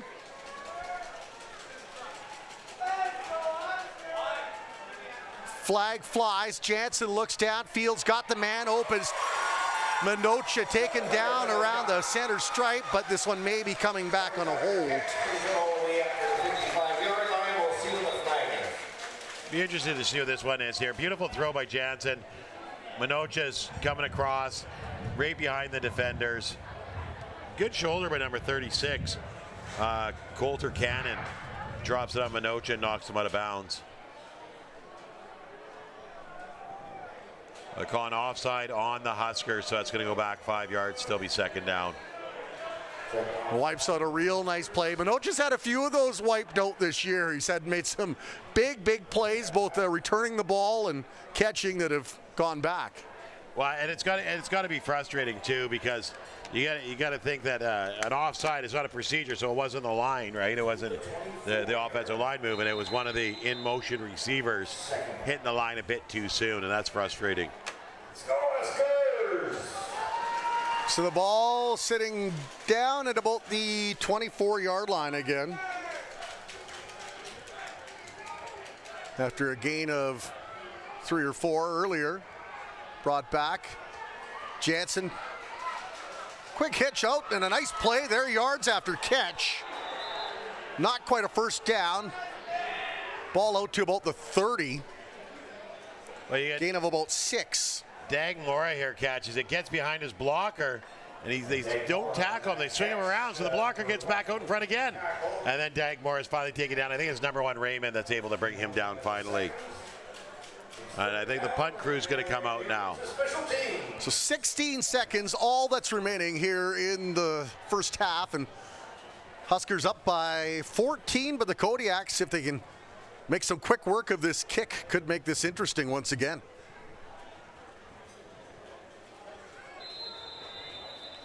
Coming to you from Exhibition Field in Chilliwack. Warren Andrews, Matt Macri, Robbie Snooks of the gang at For the Win Media, bringing you all the visuals. Great to have you along on a beautiful Saturday night as Saunders soars this one, and it goes down just inside the center stripe. That one will go out of bounds, and the clock expires, and that'll send both teams to the dressing room after a good game minus the penalties back. Yeah, a really good kick here, and Raymond does a great job. The Huskers do a good job corralling him and giving nowhere to go but outside of the bounds. We'll take a break, and when we come back, we'll have a look at the out-of-town scoreboard and fill you in on the stats I have. Lots ahead here. Stick around. It's BCFC TV. Huskers lead 24-10. You've got it here on For the Win Media.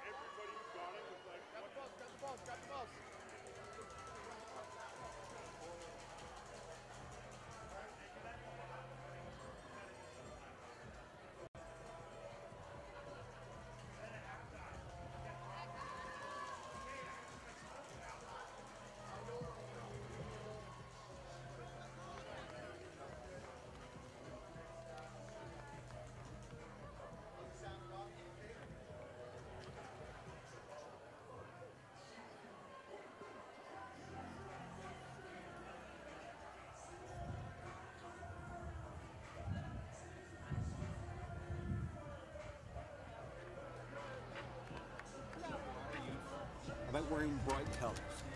He preaches about fun and individuality. He tells them it's okay to be ridiculous. Ladies and gentlemen, I'm here to tell you today, as your mayor, that this man will preach no more. Red Foo is here to make a public apology. And with that, I will grant him a pardon for his crimes. Red Foo.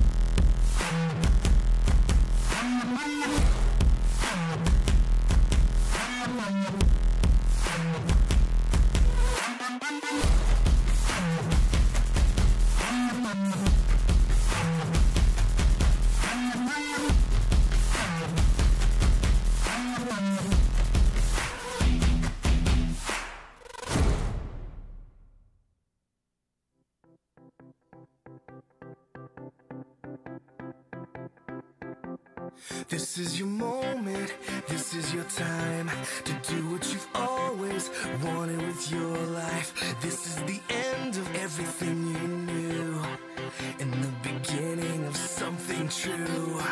So take hold if you want it, don't let go if you want it, believe if you want it, succeed if you want it, hold on if you want it, cause you know that you want it, you know you want it, you know you want it. Go!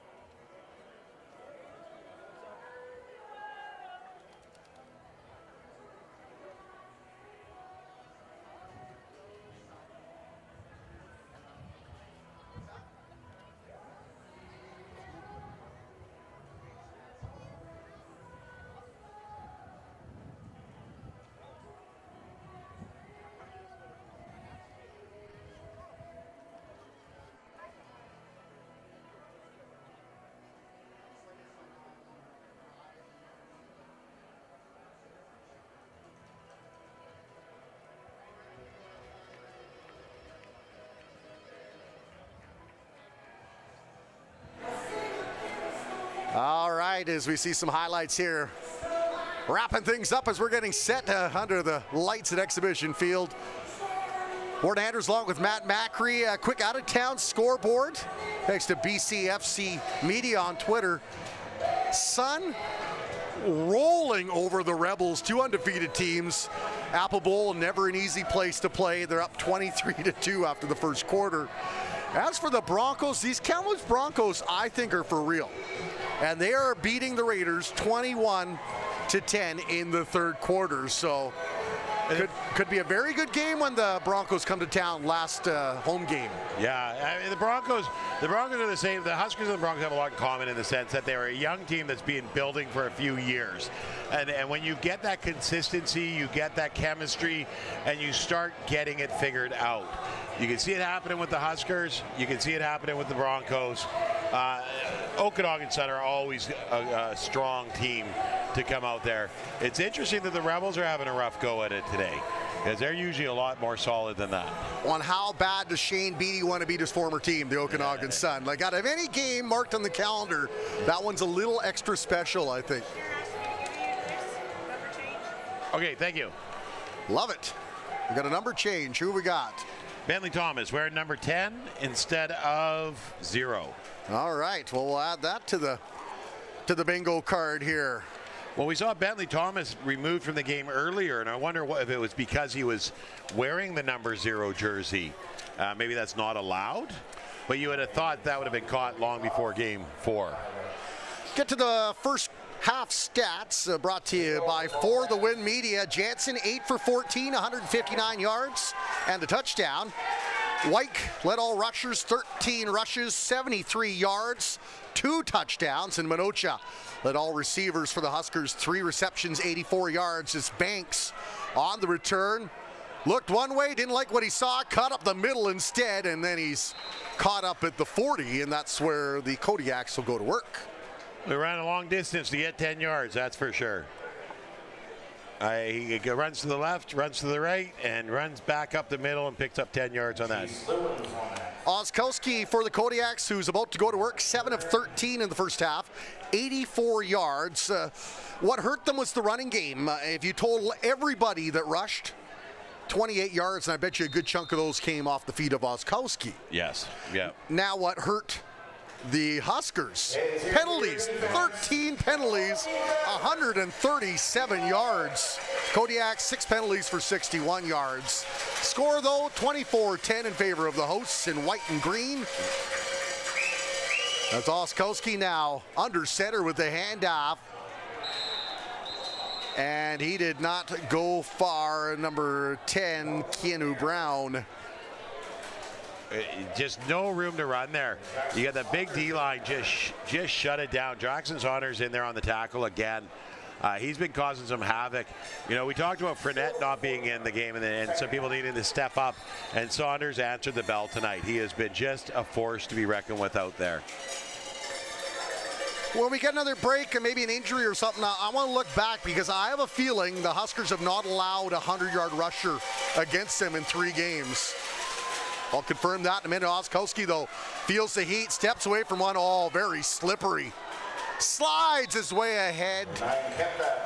And he'll be stopped up at about the midway point. Nice run, though, from the young quarterback out of Calgary. Well, it's beautiful here. He steps forward, he steps up, and he plays disappearing man on Jaden Klassen, who Klassen doesn't miss too many of those, and he's able to step around him.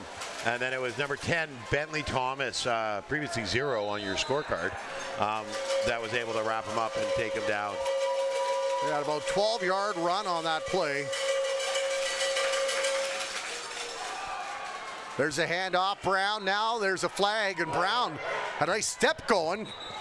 Got around a couple. I think it's going to be a hold, though, and I think it's coming back. I'm pretty sure of that. Yeah, he's pointing that way now. It's going back the other way because there's definitely a hold on that play here. You watch it right there. And then he just steps around the defenders and gets out of bounds. Brown did a great job of securing that ball, though, because that was almost stripped out. 10-yard penalty, 1st and 20 for the Kodiaks. And it's got to be frustrating for Brown. I mean, you get a little bit ahead here, and now you're going back the wrong direction. Ball back to the 45-yard line. Still first down.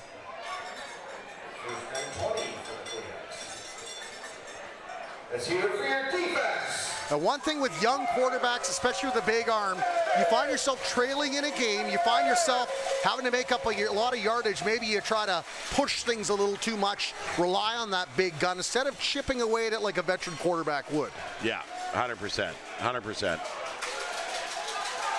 Warren Andrews along with Matt Macri on color as Oskowski steps back, feels the heat, throws it up.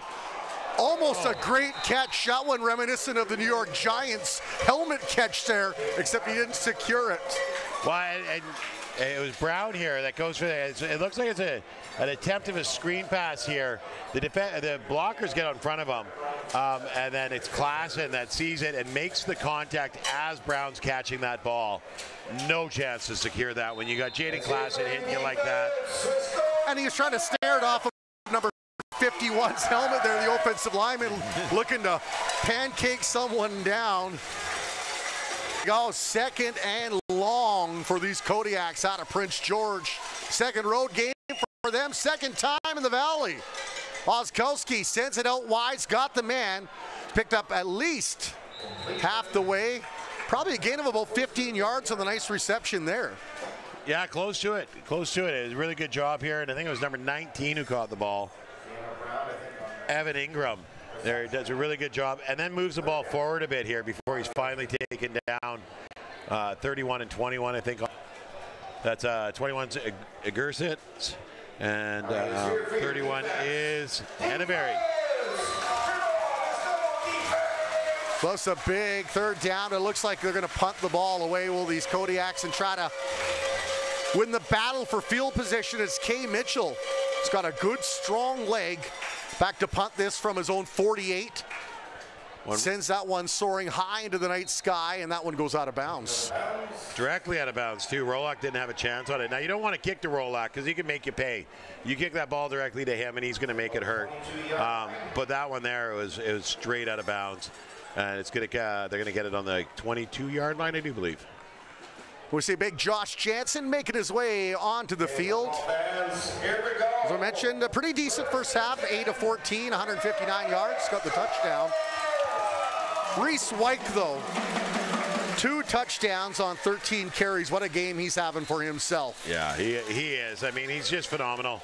And you got to say, yeah, that O-line is just making it happen, clearing out room for him.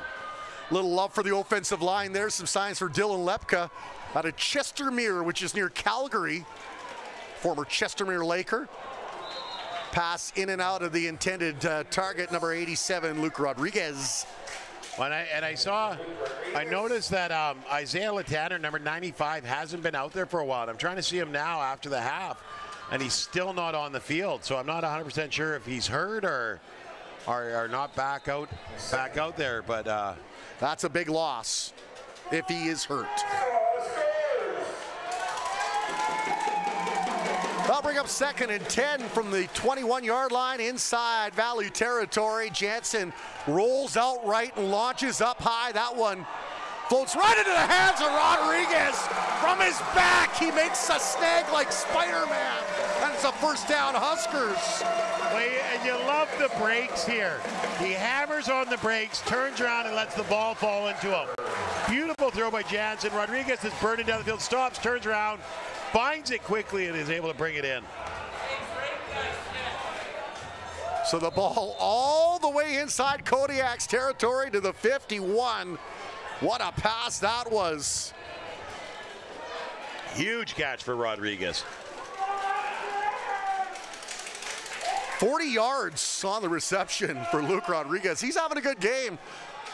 Speaking of guys with good games, there's Reese Wyke, however, stopped in his tracks. Good defensive play, number 90 for the men in black and gold. That's Jason Craig with the tackle.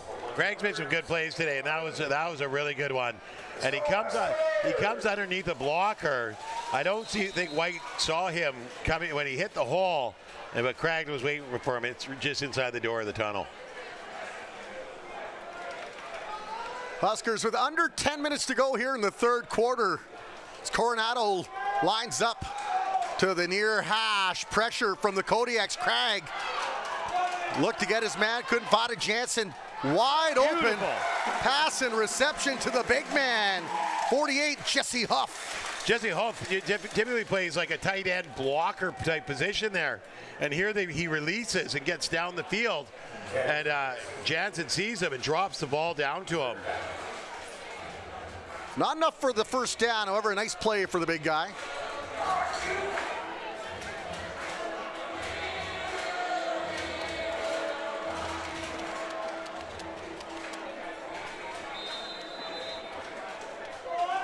They're going to punt here.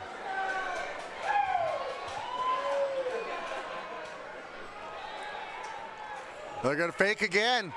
Oh. And the Kodiaks said, we've seen this movie, we've seen the sequel, we don't like it. They'll shut them down on the trick play. And here they go, the trick play, throws the ball, and it just, too many defenders there. Number 19, Dumas Roberts was the intended target on there. So the Kodiaks once again in prime real estate, ball on their own 52-yard line. Well, and this is confidence in your defense. The Huskers have enough confidence in their defense. They can try and make plays like that to extend their drives. It's good. That's a good problem to have. Another good crowd in attendance here at Exhibition Field. Oskowski launches that one. Oskowski really rifled the ball. Number 6, Marquise Banks there is the intended receiver. Oskowski drops back, and he just fires a rocket here, and Banks just can't bring it in. Another step, and he's got that in stride. There he kind of had to lay out for it, and it bounces out of his hands. Oskowski 1 of 3 here in the third quarter. That'll put him at 8 of 16, so at 50%. Both quarterbacks flirting right at that 50% margin. Maybe that's more of a kudos to the defense and what they're able to do in covering the receivers. Well, they're taking away a lot of passes. Oskowski's run a lot today. And here he goes again. Once again using those legs, steps around one, very elusive for a big man, and then does the judo roll at the end to pick up a few more yards. Well, it's a team up of Curtis Flynn and Logan Eggersitz. We're able to bring him down here. Oskowski takes off again because the coverage is so good down the field. And there you go. Curtis Flynn wraps him up, and Eggersitz provides the speed bump to take him down. All right, defense. The ball at about the 47, 48-yard line inside Huskers territory. Kodiaks trying to build something here. Third play of this drive. Along the right hash marks, and once again, Oskowski feels the heat. Delivers a nice pass to number 13, who's tackled right away. Curtis Flynn. Well, Curtis Flynn, here we go again. It's Curtis Flynn. Logan Eggersitz gets hands on the receiver and slows him down, and Curtis Flynn comes in and finishes him off. This is quite the duo here that are just cleaning things up on the field. And this does not make me happy. That's number 7, James Moore, on the ground. He's had some problems with that right leg, and it looks like he's favoring it one more time there. The last week, he had to leave the game, and we were worried that, about his health because he's just got back the week before, and here he is down again.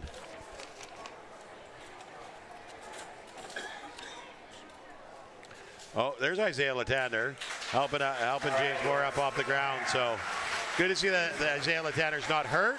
He's just not in the game right now. And then James Moore walking on sunshine all the way off the field. Mention about the running game that the Huskers have managed to shut down. The most yards they've allowed in the 3 games is 65 yards by any rusher. Done a terrific job. 65, 54. Defense. In this game, Oskowski's done most of the damage. Yeah, that rushing quarterback, I tell you.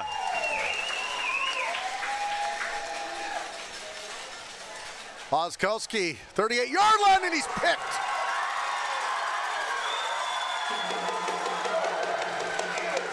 Huskers number 20, Sawyer Tether with the INT.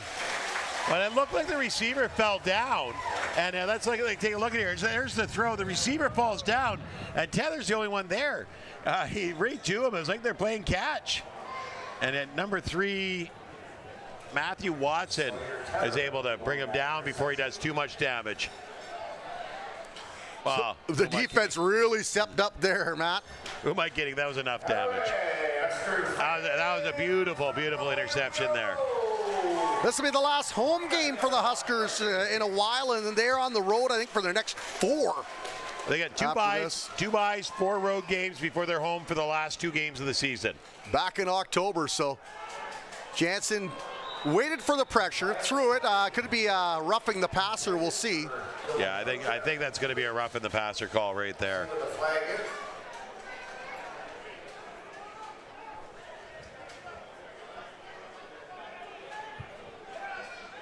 Roughing the passer. Yeah, that's going to be a big one.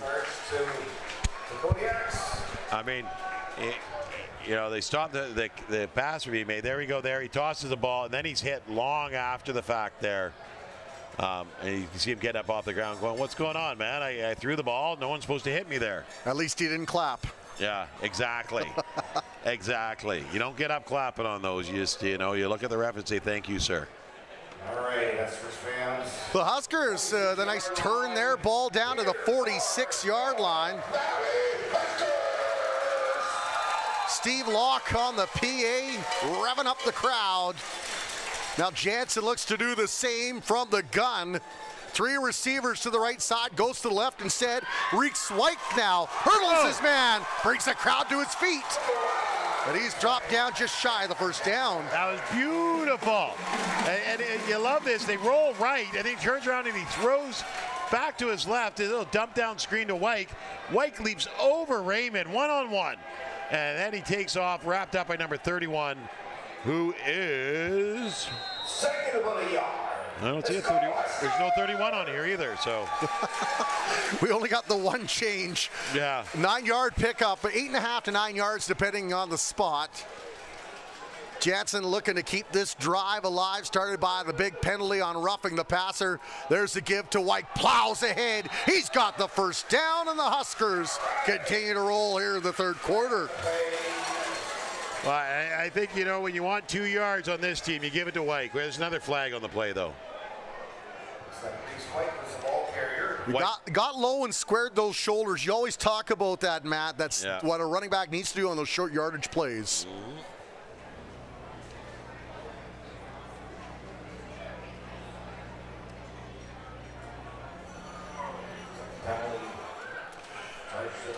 And the Huskers take a penalty. Unnecessary roughness, it looks like. Probably going to be a 15-yarder here. So they go from 2nd and 2 to 2nd and 17. Oh, no, only a 10-yarder. 10-yarder, okay. All right. The ref kept going. He thought it was 15, too. I don't feel so bad now. You know, you can talk about the penalties. There have been a lot of them in this game. I think that's number 14 for the Huskers here. But they haven't been bad calls.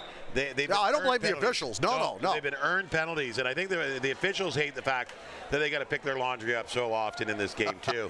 They're going to soar back. Yeah. I think the Huskers have to bring out the team masseuse for the officials at the end of the game. Jansen, little misdirection. Throws that to Dag Mora on a jet sweep. Charging ahead, he won't get much. Gain of maybe 3 on the play. Well, I think it's a great play, but I think Dag Mora here, he turns upfield a little too soon. I think he comes outside a couple more steps off David Coronado's backside, and he's running up the field still. Yeah, Minocha and Coronado looked like they had some blocks set for him to bring it outside, but easy for us to say from the comfort of this booth. Well, you're running full speed, and you turn and you look, and there's a path. You go in it, those paths close off in a hurry. But Mora's got such quickness and such elusiveness. I would have loved to seen him bring that further outside and then take off that sideline. Ball from the 44-yard line. Big second down for the Huskers, trying to extend their lead. Under 5 remaining here, third quarter. Jansen steps back, airs it out. He's got the man. It's got the fingertips of Peyton Lake. Just has had no luck today. Another one skittles just wide. Well, and Raymond does a good job on the coverage here because he's staying with Lake all the way up the field, right? and he's just hand fighting enough to not get in trouble for it, but not getting Peyton Lake the chance to separate and bring that ball in. Beautifully defended play. Nice ball. Good speed by Lake. He's almost there. But it's that defense by Raymond that messes it all up. The Huskers, Saunders getting set to punt from just outside the sea. I'll do it from about the 51-yard line of Huskers territory. They'll line up Saunders. Sends that one looking for the sidelines. A nice kick there, gets a good friendly roll. Squeezes out at about the 13-yard line, and the Kodiaks with their backs against the wall will try to get a drive going here. As much as I appreciate the fact that both teams are trying to play right in front of us with like 20 yards either side, I'd love to see it move towards an end zone either way, you know. We've kind of had all the action right here in the middle, and it's beautiful to watch. We've got the best seat in the house for it, but I'd like to see it a little bit more exciting. 4:12 to go here in the third quarter. Huskers leading 24-10. It's been a quiet third quarter in terms of scoring. In fact, the biggest moment's been that interception by Sawyer Tether for the Huskers, and the Huskers would sure love another one here with the likes of Ofo Suheni and Chavis Spencer out of the lineup. Oskowski bullets that one, goes off the shoulder pads of the receiver. Well, that was Andrew Brown. That was the intended receiver. You see Oskowski here. I don't think Brown was expecting the ball because he takes it here, and it's just right off the shoulder. He was pretty well covered. Like Oskowski looks like he's doing more target practice with the way he's firing bullets, ripping through those targets. That's hard to hold on to for these receivers. Well, when the receiver's covered, like Flynn was all over Brown there, and you don't expect your quarterback to try and force those kind of throws in there, and Oskowski's tried to force a few tonight. Oskowski steps back. Good job by the offensive line, and better job on the coverage by Christopher Rolock, showing he can do more than just be a returner. Step by step with his man there. Intended target was number 3, Matthew Watson, one of the top receivers for the Kodiaks. Well, Watson, the ball is just a little bit too far. Watson had to leave his feet to try and get it. And Rolock really didn't have to do anything, but just stay beside him. And Oskowski here, nice throw, and Watson just has to leap a little bit. It was just a little bit outside of him.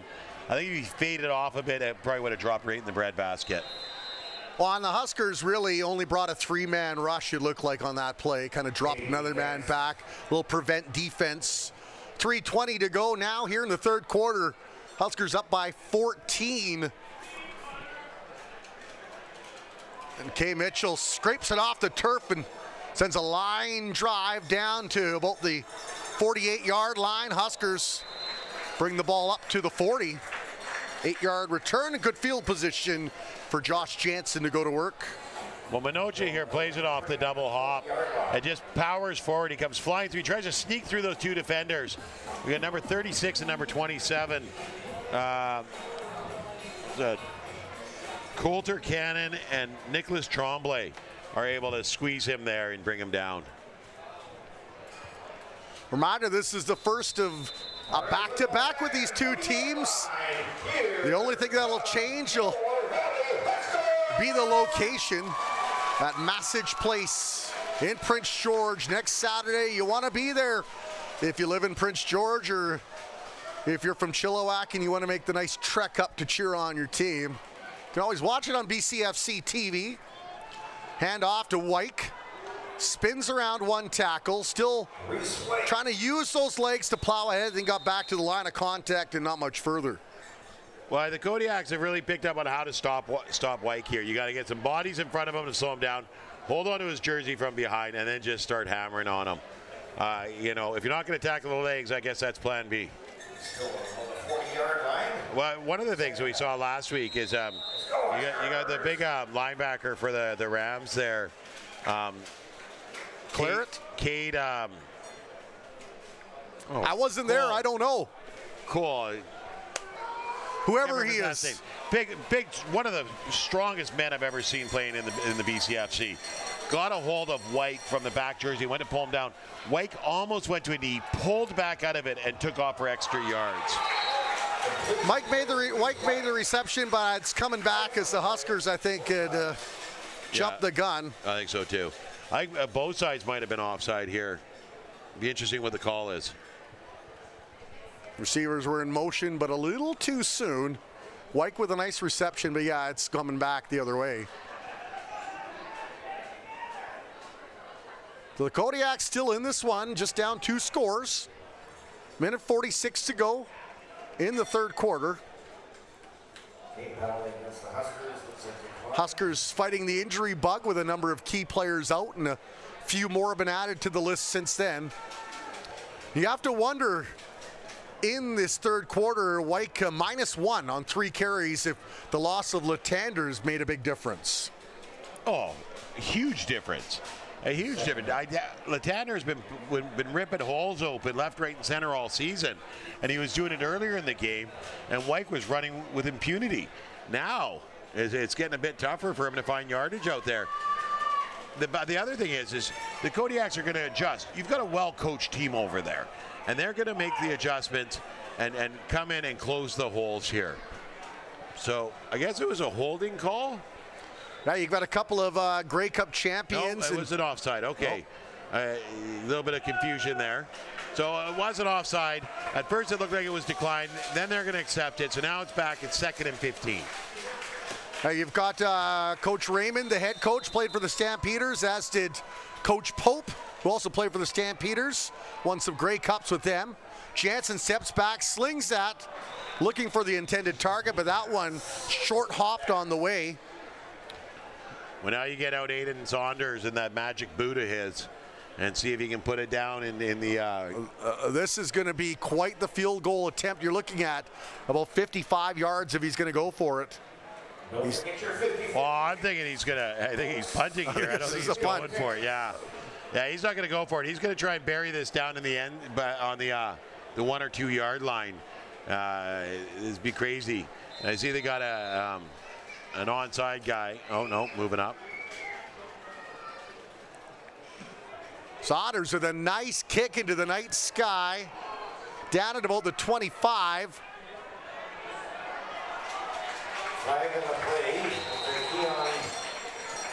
And then another flag flies down here as a couple of players get into it.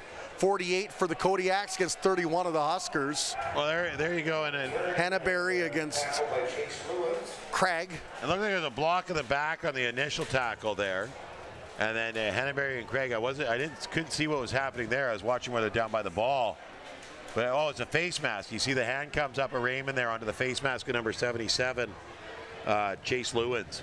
And you see Lewins' head go back, the hand come up. So Huskers on their way to a dubious mark of 20 penalties in this game. They may be grateful it's the first year Kodiaks are playing against.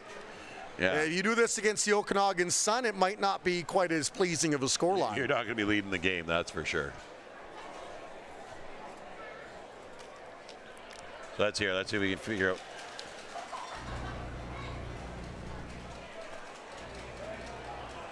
There are a bunch of penalties there. They're all on the Huskers. Sorry.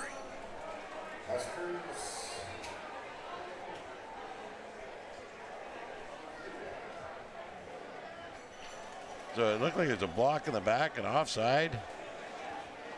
And they called the face mask on the Huskers, but it looked like the Huskers, it was the face mask was on the Husker player got face mask. Quick update, the out-of-town scoreboard. Broncos win. They beat the Raiders. Moved to 2 wins on the season, 35-16 that score. Sun all over the Rebels, 51-8 at halftime. Wow. Michael O'Shea, Britton and company torching the Rebels as Oskowski sends a low bullet, finds Erickson, and that one should be enough for a first down. Here we go. Oskowski here drops back and just fires a rope. He's just got such a high velocity throw. Ericsson's able to bring it in, but he's wrapped up right away. Flynn and Egersitz are there. He cuts back inside on him, but there was another Husker waiting for him right away. Clock continues to roll here near the end of the third quarter. Oskowski with a back beside him, 2 receivers near hash, 3 in motion far side. Pressure from the Huskers, throws that over the middle. Well, he fires it again, and I think it's Banks coming across there. And that crossing pattern with Banks, they're not getting the timing right. I think if they do, that's going to be lethal. Banks has got such speed, and Oskowski's throw is just a rocket. So when they hit that, he's going to be gone. He's 18 years old, I think 18 or 19. He's a very young man, and if he can stick around for a couple of years, if he doesn't take off to university, they've got a really good building block in him, I think, when he puts it all together, number 9 there. I agree, 100% I agree.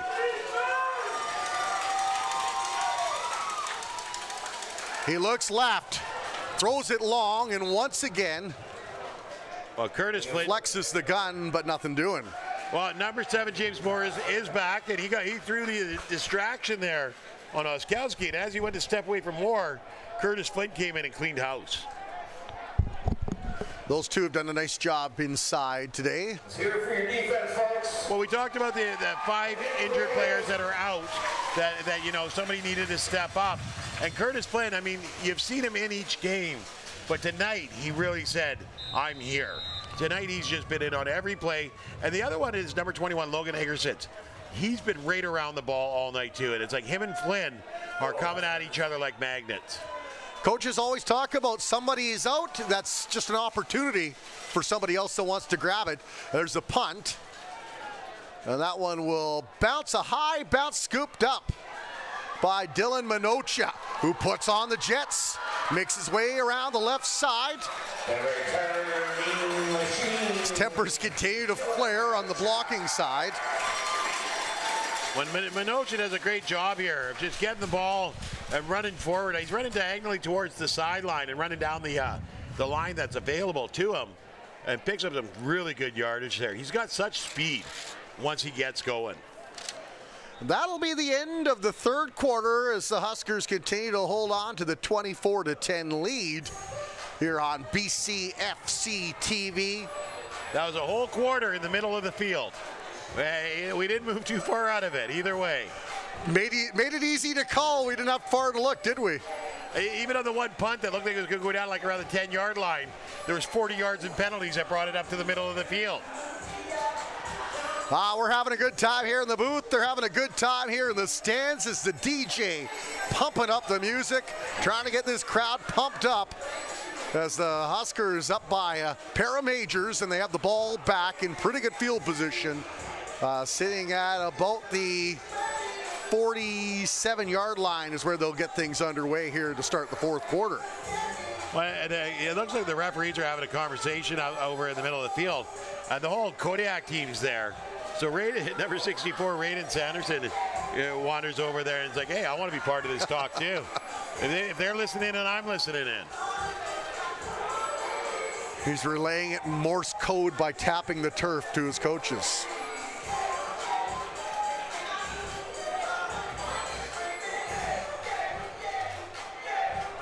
Yeah, he's off there to let the coach know what's going on. So we talked about the holding on the Huskers.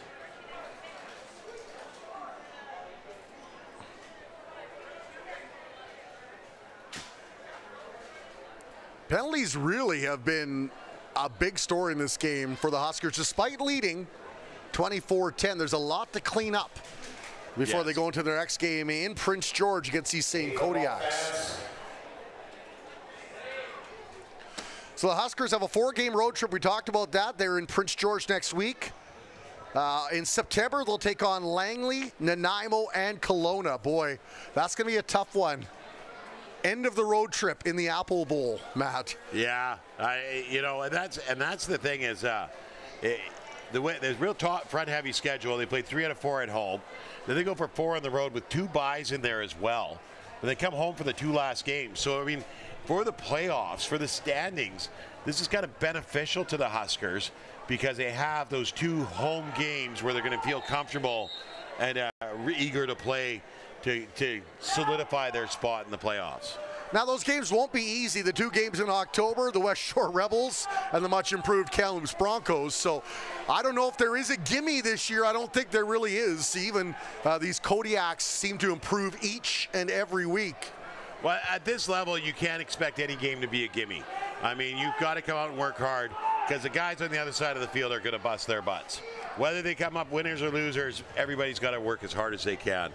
And it's the consistency, it's the teamwork, it's the chemistry that you really see coming together with these Huskers, like you said, with those Broncos of working together year after year. When you got the Kodiaks, who have spent 3 years trying to get this team on the field and finally do, you know there's chemistry there, there's hunger there. And I think it's just going to take a while for them to build it up. Still a beautiful night here in Chilliwack, 19 degrees. The breeze blowing a little bit stronger to the northeast side. That is favoring the Huskers here in this 4th quarter. 24-10 score line. They'll take over with the ball. White's been silent in the 3rd quarter. He'll look to make a run of it here in the 4th quarter. He was well on his way to 100 yards, and now he's going to have to put in some heavy work to reach that mark. Still sitting in the 70-yard range. Well, and it's like I said, I mean, when you don't have Latander out there, yards are a lot harder to come by. I'm not saying, I mean, I think the O-line's really stepped up without Latander, and Phil, they've done a great job so far, but it's tough when you lose that kind of talent in a game, and that's the guy who likes running off of most of the time. Well, you've got the likes of Waite and Hastings and Charnley, some good players. Lepka, of course, a veteran. But it's the difference between being a good offensive line and a great offensive line when you got that star in there that can make things happen. Yeah, 100%. So it's kind of ground to a halt here in between the 3rd and 4th quarter. Well, and I think, okay, so they had the penalty against the Huskers, but then they got to flip the field. So now they're trying to figure out where do we put the ball. And so they're going to be on their 35 going this way. You put it on the 35 going the other way. And I think now they're messing it up and put it on the 30 over there. It's got to come up to the 35. You know, for a small fee, I can bring my wife out. She teaches calculus for a living. And maybe we can get this field situation sorted out. Well, yeah, so we're looking at it here. The first down marker's on the 35 on our right, and they've placed the ball on our left to switch sides on the 30. So they're essentially coughing up 5 yards there. Well, you have to wonder, the Kodiaks coaching staff have been around the block a few times. You don't think they don't notice where the ball is? Yeah, oh yeah, 100%. I'm not sure if anybody on the Huskers side noticed that. But yeah, they just took away 5 yards from the Huskers. All right, so we're going to start from the 30. Unless there was a penalty at the end we weren't aware of, the mic not working for the referee. That penalty was already what happened there. And so, okay, this isn't right either. It should be 1st and 20, not 1st and 10. We see Duval now back in the game. Little flip to Minocha.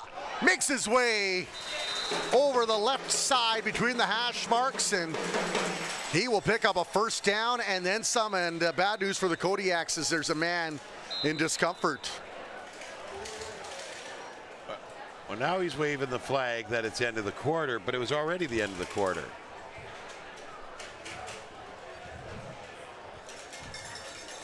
Can't quite see who that member of the Kodiaks is in discomfort. Training staff tending to them. He came in and made a great tackle on Minocha, who had a head of steam after that. So it was on the 30, and they'll bring the ball all the way. It looks like he's going to be tackled right around the 40 there. There we go. There's the tackle there. It's 20 goes down hard. And 31, and it looks like 20 was the one that didn't get back up right away. So they were calling that the last play, I guess because of the penalty of the 3rd quarter. So now the 4th quarter begins. The adventure awaits. Ball on the 43-yard line to pick up a 13 on the quick little pitch to Minocha. Number 20, Tegan Moore in there, went down really hard on that tackle. Made a great tackle, but he went down hard and slow to come up, and now he's being helped off the field. Yeah, he's been heavily involved for the Kodiaks on the defensive side. We called his name a number of times, and Duval remains in the game, looking to spark a Huskers offense that stagnated a little bit in the third quarter. Yeah, there's no movement in either direction. Duval now tripped up. Good defensive play. Number 27 for the black and orange. That's Nicholas Tremblay with the sack. Tremblay is the read action here, and Duval fakes the handoff, and Tremblay didn't buy a single thing, and he just gets his hand on the just above the knee on the thigh there and pulls his leg out from underneath him. Almost slipped away, couldn't quite do it though. Good defensive play. That brings up second and long now as the loss on the play. Second and 7 yards. 17, yeah, 7-yard loss on that play.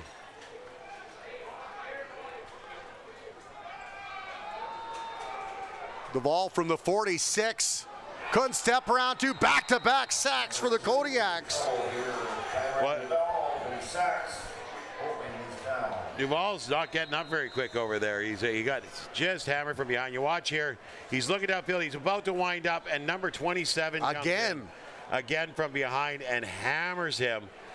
We really don't need number 52 leaning over him and screaming in his face while he's on the ground. I think that's very unsportsmanlike. But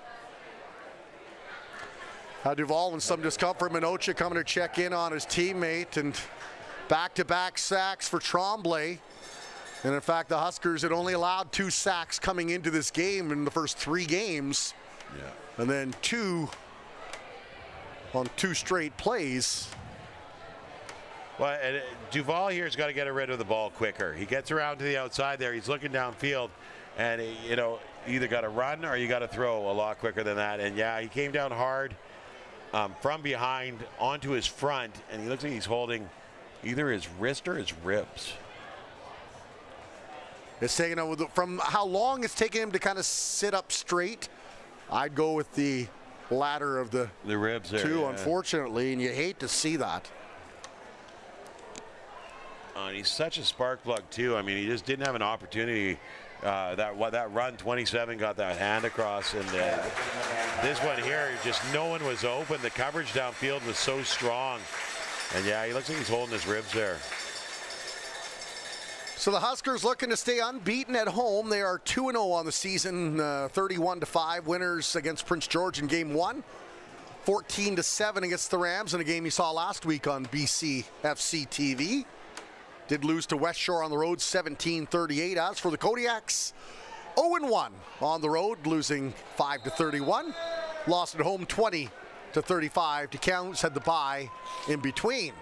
Saunders with the high kick going. It's a good one. Soars that down to the 40, takes a Husker bounce all the way down inside the 30. Raymond, looking for a lane to open. Slips around one, still on his feet. Elects to head out of bounds. The Huskers wisely ease up the gas near the sidelines, but a good return after a great punt by Saunders. Well, just a boomer by Saunders. He hammers that. Beautiful job. But Raymond does a great job of getting some, get him moving in one direction, then coming back the other here, and just gets out of there. So here's the snap. And then the punt, just a huge hanging punt there. And Raymond gets under it here, picks it up, sees that his pass cut, so he goes back to his left, and then that's cut off. So he turns around, he comes back to his right here. He's got everybody going one way, and he comes back the other, and he's able to just get in there. Number 22, Zach Badke, was trying to contain him, but it's like trying to contain a cat for the bath. He's gone. He's moving this way, he's moving that way. Claws are out. From the 52 near hash, Oskowski uses his legs, scrambles, but brought down after a short gain of about 3. 3 yards from the center. And number 10, Bentley Thomas comes there to make the play. Oskowski steps forward. Thomas comes in, wraps him up, and I think that was number 21. Eggers hits on the other side there too. Ball up to midfield for Oskowski. Looking to try to chip away at this Huskers lead. 2 majors. Clock continues to tick, 12.5 minutes to go. One thing we haven't mentioned, you know, number 11, Chavis Spencer, his defensive back, who's just a phenomenal player, has been out. And that's moved Eggers hits from his half position out to the corner. Huskers with good pressure. Throw is complete all the way down to the 35-yard line. Number 19, Evan Ingram is able to step back, and here they get some good blocking going on here. Moore's chasing him. Oskowski sees it, throws the ball, and Ingram's able to come back to it with number 31, Sam Henneberry, all over his back. So a 20-yard reception. The Kodiaks really needed that one. And that looks like it's going back the other way on a hold. Holding on the Kodiaks. And that's why it was such good protection, because they were holding. The coaching staff's going to be absolutely livid because they were pretty disciplined overall in the first half. Yeah, that's a frustrating one. I think I can see where the coaches are going to be frustrated with that one because, yes, they've been very disciplined. But that was a huge play. Roskowski made that happen. Ingram coming back made that happen. So the ball at the 45-yard line of the Kodiaks. 2 receivers far side, 3 to the near side. Pressure from the Huskers. Oskowski steps up and delivers. Oh, what a nice pass. Goes back to his main man. And a reception. This one's a first down and even more. Ball down at about the 34, 33-yard line. Well, it's back to Ingram one more time, and he just rifles it in there. And Ingram's coming across and just gets a good angle here. Eggers hits him and knocks him a little sideways, and it's Bentley Thomas, number 10, that takes him down. Well, 32 yards on that one. Ball sitting at the 33. Oskowski, lots of time. Backs up, surveys again, doesn't see what he likes, and now he'll draw some more pressure. Launches it to the end zone. Touchdown, Kodiaks. And it's a 1-score game. A lot of time for that one. A lot of coverage. Wow, that's just a huge pass there. Number 13, Erickson. Erickson gets underneath it, able to bring it in there.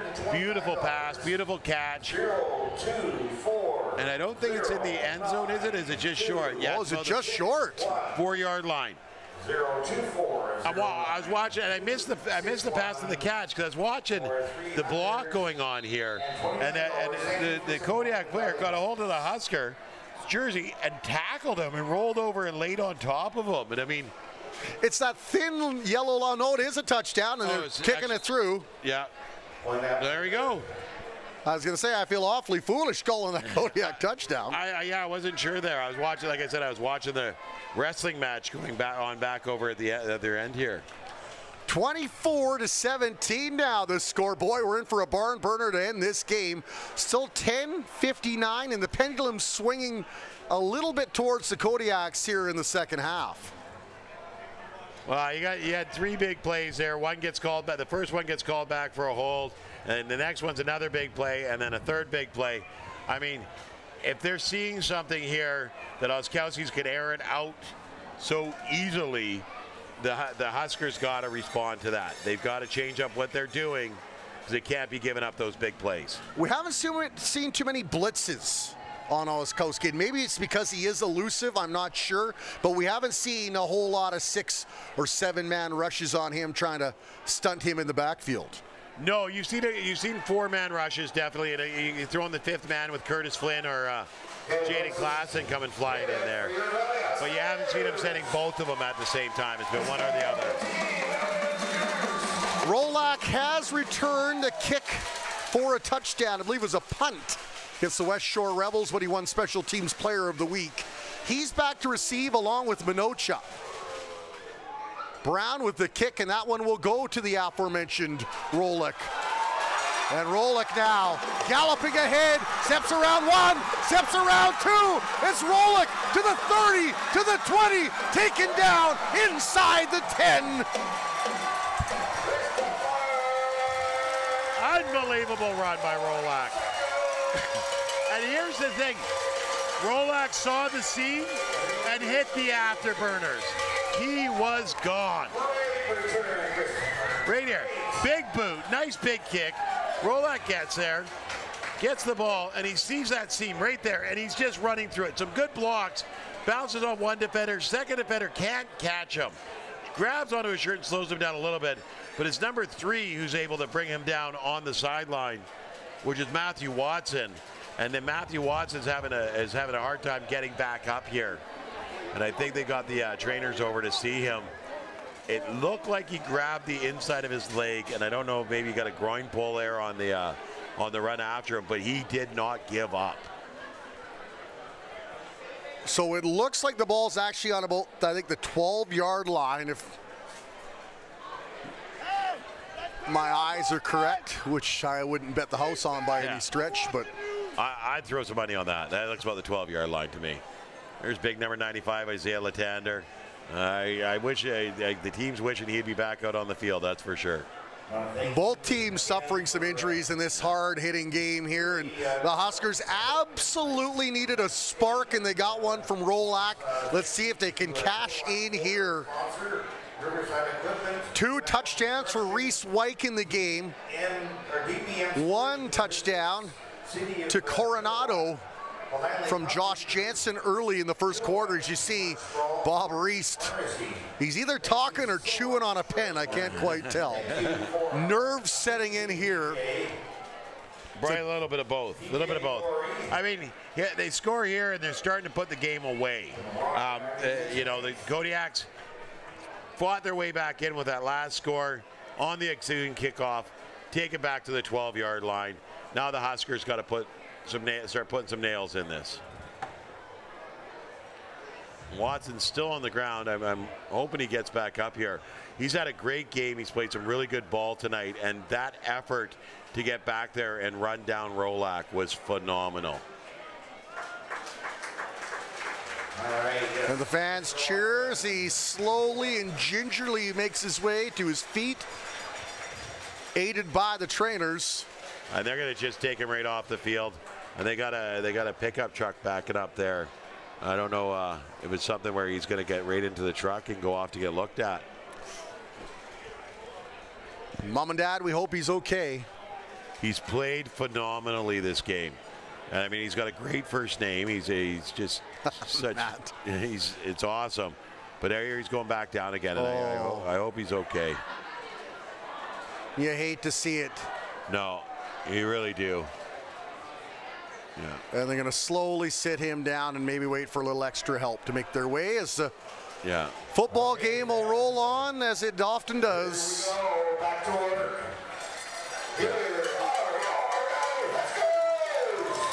Jansen now from the 12-yard line. Wyke behind him. 2 receivers near hash. 3 to the far side. Just a little motion as Wyke will go up to block. Jansen looks far side. He's got the man Minocha into his hands. Oh, and it falls out. He had it, and it slipped away. Well, you got a great defensive play by Raymond here, because Minocha gets in his hands, and Raymond sticks his hand in there right away. Beautiful pass by Johnson in here. Jansen, sorry. And just gets into his hands, and Raymond grabs a hold of him. Second down. And nice thing with Jansen, he put that where only Minocha could get it. And, you know, the veteran receiver would love another crack at that one. Well, and Raymond's been phenomenal all game long with his defense. And you got to have him on their best receiver, and on that play they did. Wonder if you dial up Reese Wykes here and try a little draw play. I know they'll pull him up to block again. Now he's going to stretch outside, but they'll go deep again this time. In and out of the hands of the receiver once again. Reese Morrison goes up for that one there. And that was another one really close. Good coverage, but Jansen puts it up high because Reese is a big, tall receiver. Gets up high, it's behind him, and he just can't bring it in. Saunders will look to add to the lead and make it a 2-score game again. Still plenty of time in this one. 10-16 remaining fourth quarter. I think those are two good shots at the end zone there. They know they got the sure foot of Saunders here to put a couple points on the board. And now we see Duval not holding. It'll be Josh Cherison, I believe. Number 12, who now becomes the backup quarterback. Kick is up, and the kick is good. Good job by Cherison, who held last year, I believe. Yeah, he did. It's about 18-yard field goal. Saunders.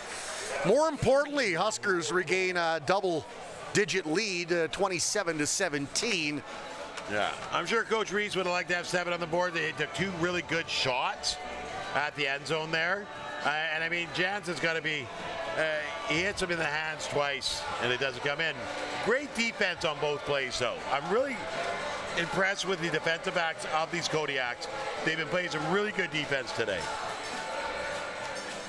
And here comes Oskowski, and saw kind of a funny little meme or picture, if you will, and apparently because if he takes the helmet off, he's got the long blonde hair, and if you've seen, remember the Titans, the quarterback was Sunshine, and that's his nickname often is Sunshine also, as he resembles him.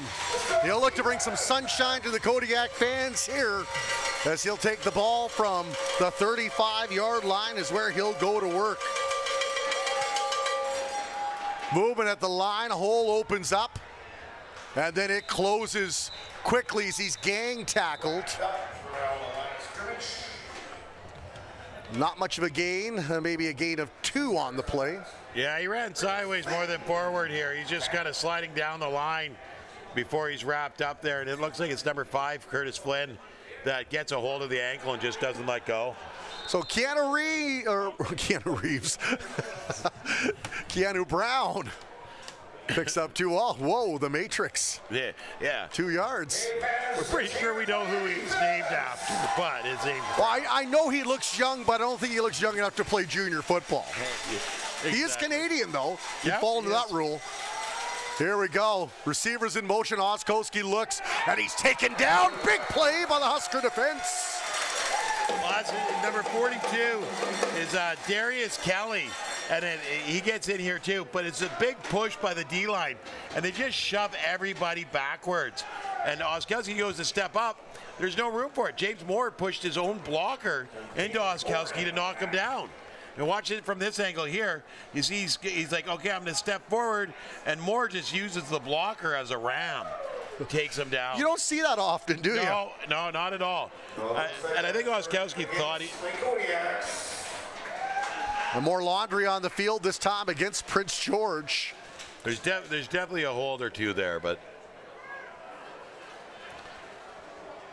You see the coaching staff of the Huskers, and what is this? Year 4, year 5 for them, I think now? Yep. Done a nice job of resurrecting this franchise. 100%, bringing life to it for sure. Bringing a lot of life to it. I mean, they're hitting successes that I don't think they've ever seen. And it's the buy-in. One of the things I've really liked about it too is that a lot of times before the Huskers would go out of town and bring players in. Here they've really taken a look at what their local talent pool is.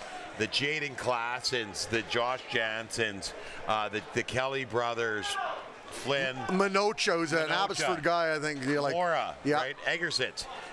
Bentley Thomas. A lot of these guys are local guys that are filling these holes where they can go out and they can recruit people from out of town, but they've got a good home base. The Saunders, Aiden and Jackson, are phenomenal local Chilliwack players involved in the community program their whole life. One of those out-of-town players, Christopher Rolak II, sitting back at about his own 50. The ball won't go anywhere near there, though. Referees blew the play dead right away. Yeah, that was kind of weird.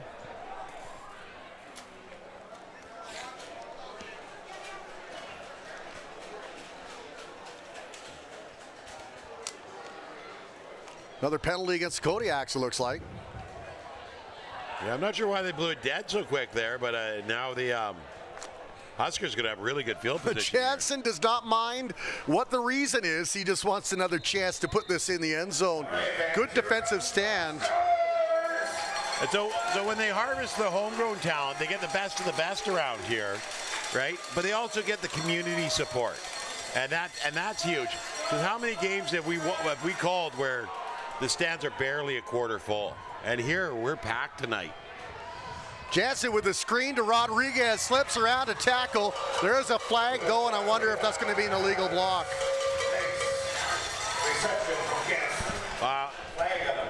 I'm not sure what that one's for. There's Rodriguez doing some great work here. They'll catch, swings it outside. He runs so well, drops the shoulder. He's not going out of bounds. He'll take that hit. I'm moving forward. Unfortunately, the ball's going to move back the other way as it was a block from behind. Oh. Away, that far away from the play.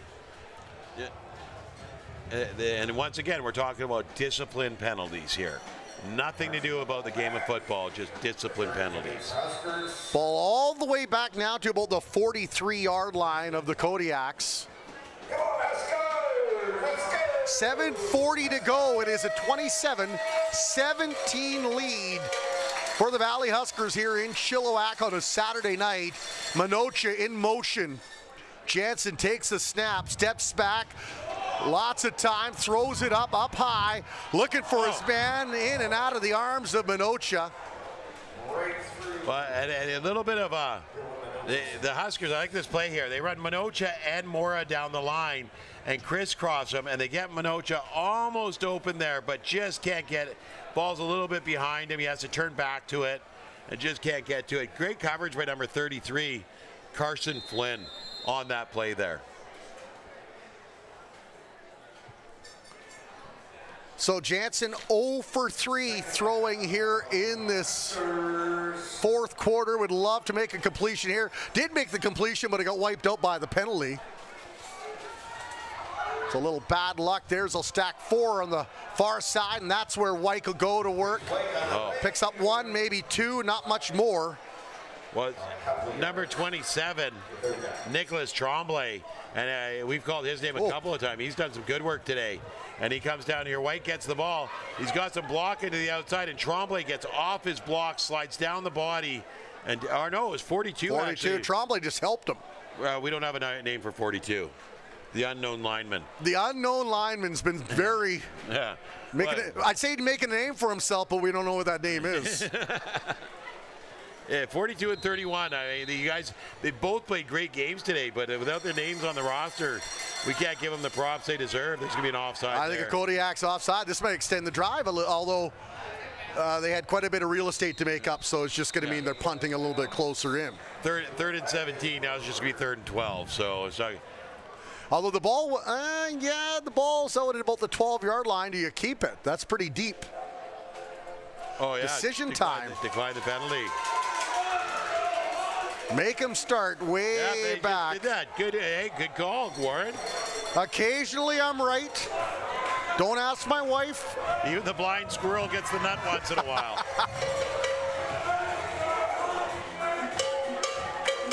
Crowd sticking around here on a Saturday night. A little dancing in the stands. Fans waiting for some dancing on the field after a touchdown. 27-17 the score. 6:10 remaining, fourth quarter. Kodiaks take over on. So 13-yard line is where they'll go to work. Deep inside their own territory. Oskowski has shown he's got the big arm, though, and he's got receivers like Brown that can get downtown and reel it in. So these Huskers have to be on their tippy toes. Once again. And a great job by the Huskers, the defense. Get in there and take them down. But I think that was Flynn again. And this is a great job here because you see Klassen goes in on the blitz. Klassen takes off in the blitz. So Oskowski's going to step up, and it was Flynn. Just waited for him, jumped into his waiting arms. Moore and Flynn are having quite the games tonight. More Flynn and Klassen have just been buzzing around all night long, really making up for the loss of Andy Oposuheni. That ball pushed back to the 6. Loss of 7 on that play. Yeah, that was wild. He came in there and he jumped up in the air, and it's like he was just showing up at the airport, and they're long-lost lovers, and Flynn carried him to the ground.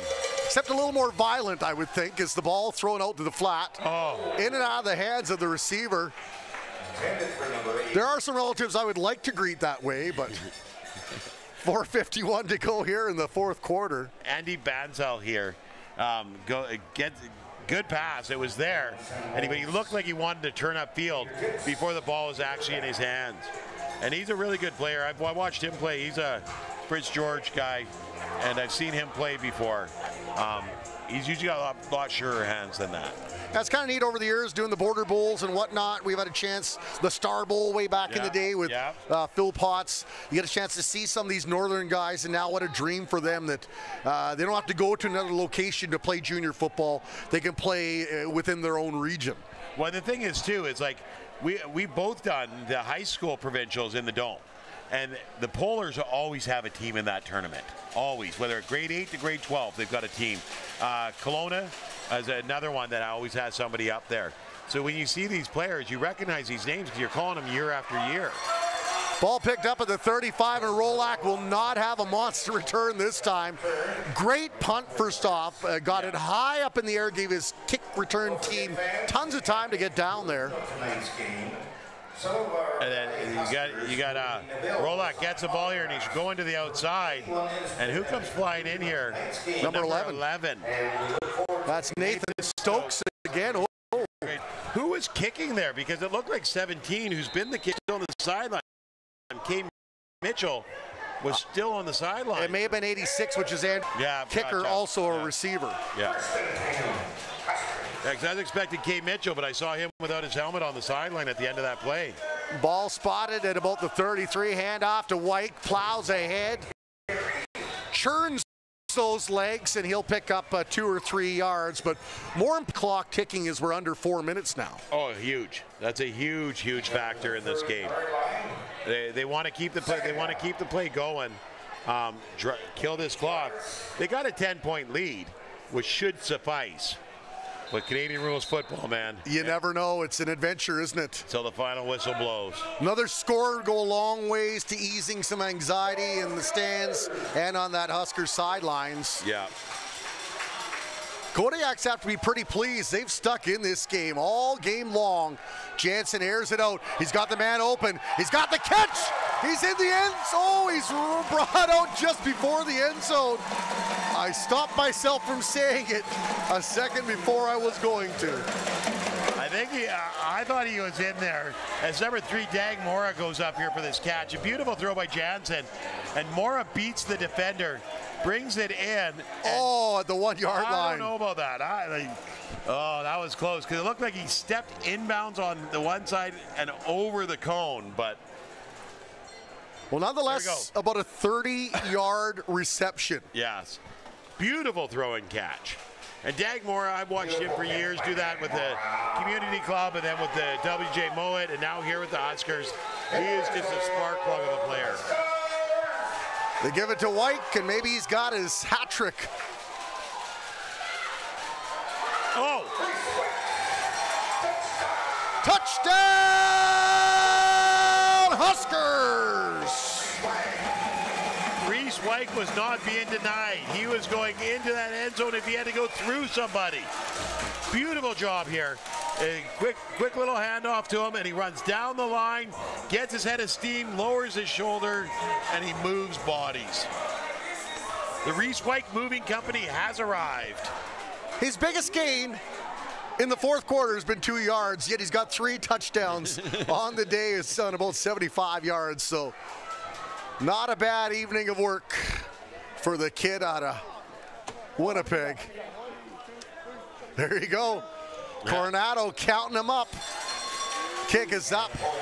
Kick is good. 34-17. They'll double the gap, will these Huskers. And the Kodiaks have to feel a little hard done by, I think. They have been in this game all game long until about the 3-minute mark. And they have. I mean, they played a very good game today. They've had some big plays. A lot of their positive yardage has come at the penalties, and the Huskers have committed those penalties, and it's given them the our step to push forward. But the Kodiaks, have taken advantage of those as well. And so when you get those opportunities, you got to grab them. Kodiaks have done a great job of grabbing those. I think if the Kodiaks, much like the Huskers in years past, can find that running game outside of the quarterback scrambling for his life, I think that could be a big difference in them getting some wins throughout this season, because they've shown they've got a quarterback with a big arm. They've shown they've got some guys that can make plays at positions. Yeah. It's just a matter of putting that all together. I have to agree with you there. I really do. And having the running game for the Huskers this year with Wyke, and, really has opened up the throwing game for the rest of the team as well, because you got to stay honest.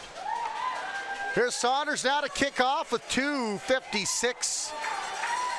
Raymond and Banks wait to pick it up. They'll have to scramble back even further in the shadow of the goal line. Nice return. Out of bounds at about the 15-yard line by my look. Well, and here you go. I mean, the nice Huskers bounce there, but Wyke was able to turn it upfield really quick on him and pick up about, I think, 17 yards, it looks like. Yeah, because he picked it up around the 1-yard line, so a good little run there back for Wyke, or for he only looked like Wyke Banks on that play. Yeah. Banks. So they'll start from the 17. Will these Kodiaks down 34-17. 2:52 remaining here on BCFC TV. Well, at this point, too, the Kodiaks just want to get some plays in now. I mean, they played a great game, both defensively and offensively. So now they just want to make some plays. Now the Huskers look like they're going to drop back and prevent coverage. However, the whistle blows ahead of time, and I think the Kodiaks really want to establish that good feeling, too, going into the rematch at home in front of a raucous crowd, hoping to spur them on to their first win of the year against a team they're getting to know very, very well. Yeah, I mean, if you really look at it, too, I mean, the guys that have been out today have been missed. What does this game look like with them in the game, right? And, I mean, they have been missed, but the fill-ins have done a great job. But you lose a body like Nathan Fournette, that's going to hurt. Andy Ofu-Shaheni, that's going to hurt. Travis Spencer. I mean, Latander this game. Latander during the game, yeah. I mean, Egersitz has done well on the corner for Spencer, but someone's had to fill it for him at half, where he's played well all season, right? The trickle-down effect. What does this look like? Because the last time they only gave up 5 points. Today they gave up 17. Number 25 with the run, and that is Turner Jean-Baptiste. He goes to take off the outside. He's trying to get around the corner to get his turn on the afterburners, but Jaden Klassen isn't going to give him an opportunity here. Just as he's about to turn the corner, he gets blindsided. I think he generously gave him 3, so that should move the marker up to about the 20-yard line. Jaden Klassen is just such a spark plug on this defense. He just comes flying in there. And I love it. He pops his helmet. He's got the mohawk going on. He's just as scary without the helmet as with it. Pressure again. Oskowski releases just in time, throws that. Receiver down before he could pick it up. And Coach Reese talked about a couple of guys. Talked about Latander, and he talked about Klassen as a couple of guys he really believes can make it to the next level. He said they've got that drive, they've got the talent, they've got everything they need if they get the right break. Yeah, and I think so. And I really believe that Latander for 100%. Klassen, I've watched him for a number of years. G.W. Graham, the Giants, whatnot. He is just such a high motor. He goes so hard. He's big, he's strong, he's fast, but his motor is non-stop. And from the first play of the game to the last play of the game, he's going 100%. And so the game in Langley last week, Langley's pressing at the end there, and he's the one that jumps on the ball, right? There's a bad snap, quarterback goes back after it, and he comes down on the ball and hammers the quarterback out of the way to take the ball away, seal the win, you know. And it was the last play of the game. His motor's still going like it was the first game play. Maybe some similarities to another local linebacker that's undersized, that's gone on to do some good things in Bo Lacombo of the BC Lions, a guy with a high motor. Bo might hit a little bit harder than Jaden, but one of those guys, though, that just doesn't stop from the minute the whistle blows. All right, but we're not doing like a Coke Pepsi test with who hits harder. Unless you're the one doing it, getting the hits done, okay? I don't want to. I was going to volunteer you. I kind of figured that. I look like a big cushion, but. From the 46, and Cherison gets a chance. Steps in, nice run. Josh Cherison. Well, and this game's been a little bit chippy, and you might as well get Jansen out of there. Game's over, and you might as well give Cherison some plays here. He does a really good job, tucks the ball away, goes for a run, picks up a good chunk of yardage. He got a first down. First down, Cherison. There you go. Look at that. I couldn't find the stats. I'm not sure. Cherison may have got a play or two in last year, but I didn't register on the stats. So nice to see him get that first run in for a first down. Cherison, who played six-man football in Manitoba, community football and high school football. Yeah. Well, six-man football is big out there, both Saskatchewan and Manitoba, because you got the communities where they don't have enough kids to put a 12-man team on the field, but they still want to play football. And it's a game that the Valley Community Football League is putting in for the Adams level, six-man. And they're bringing out here. They had somebody from Saskatchewan who runs it, and he's a big proponent of six-man football. That's great where you don't have the numbers, but the kids still want to play, and it's good learning. They get lots of play time. Absolutely. Yeah. Now, he said it was quite an adjustment when you come and all of a sudden you're playing with some big boys in your way, and he had the man open, just overthrew him. Well, they said a six-man rush there to Cherison, and he got rid of it a little too soon. You watch here, he gets some bodies in his face. He's like, nope, I'm not taking a sack tonight. I'll get an incompletion over a sack. And Rodriguez there, I think he got a bit more effort on that one. Rodriguez is like 100% effort all the time. That one there, he looked like he was jogging a little. Minute 23 to go here in the fourth quarter, possibly the football game. Huskers will look to put a nail in the coffin here with Saunders stepping up to kick a 35-yarder. He's just been Saunders here in his big boot. I just love it. I've been watching him for years here in the Chilliwack program, and once again he does it. Kick is up. Kick is good. 35-yarder. There's a flag though on the field. I've said that a few times tonight. Yeah. It's against the Huskers. I think we hit 20. I think we hit 20. I tell you though, I think if I get myself a Huskers jersey, it's be number 87, Luke Rodriguez. He's got some gritty plays going tonight, and the last week he had some gritty plays as well. He's a solid player out there that's not afraid to get his nose into the dirt. Well, they are building a nice fleet of receivers for whoever the quarterback is. You look at Minocha, steps up 1 week. Dag Mora last week.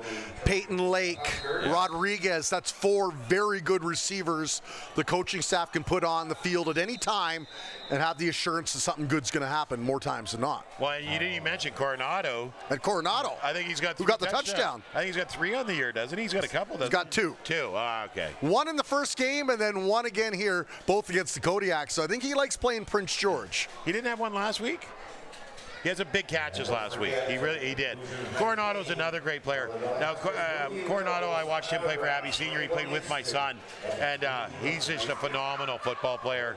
Gets open, gets to the ball quick, runs well after. Last week, if memory serves me correct, I think it was Wyke got a rushing touchdown, and Duval got the other rushing touchdown. There's no touchdowns through the air. Oh, yeah, that was it, wasn't it? And they held the Rams to no touchdowns at all, 2 field goals and a missed field goal. Yeah. That's pretty impressive. That's 2 games out of 3 they had stopped the opposition from reaching the end zone. So, of course, the Kodiaks have done it a few times tonight. So I guess that was the penalty was on the Huskers, and they punted instead of retrying the field goal. And Raymond runs it out to about the 20-yard line. Good memory of last week's game. It was like you were here or something. You know what? I just thank the amazing highlights by For the Win Media. They put together nice packages every week. If you're on YouTube or Twitter, you can find them. And well, Robbie's been doing a great job of putting all 3 games together in a nice couple-minute package. You can watch all the action from all 3 games and while you're enjoying your morning coffee. Nice. Nice.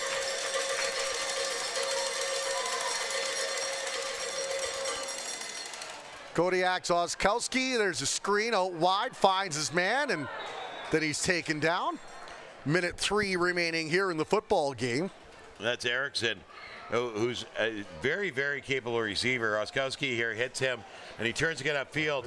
Egerson makes him turn inside, and then comes back and makes the tackle with a 31 as Henneberry coming in over top.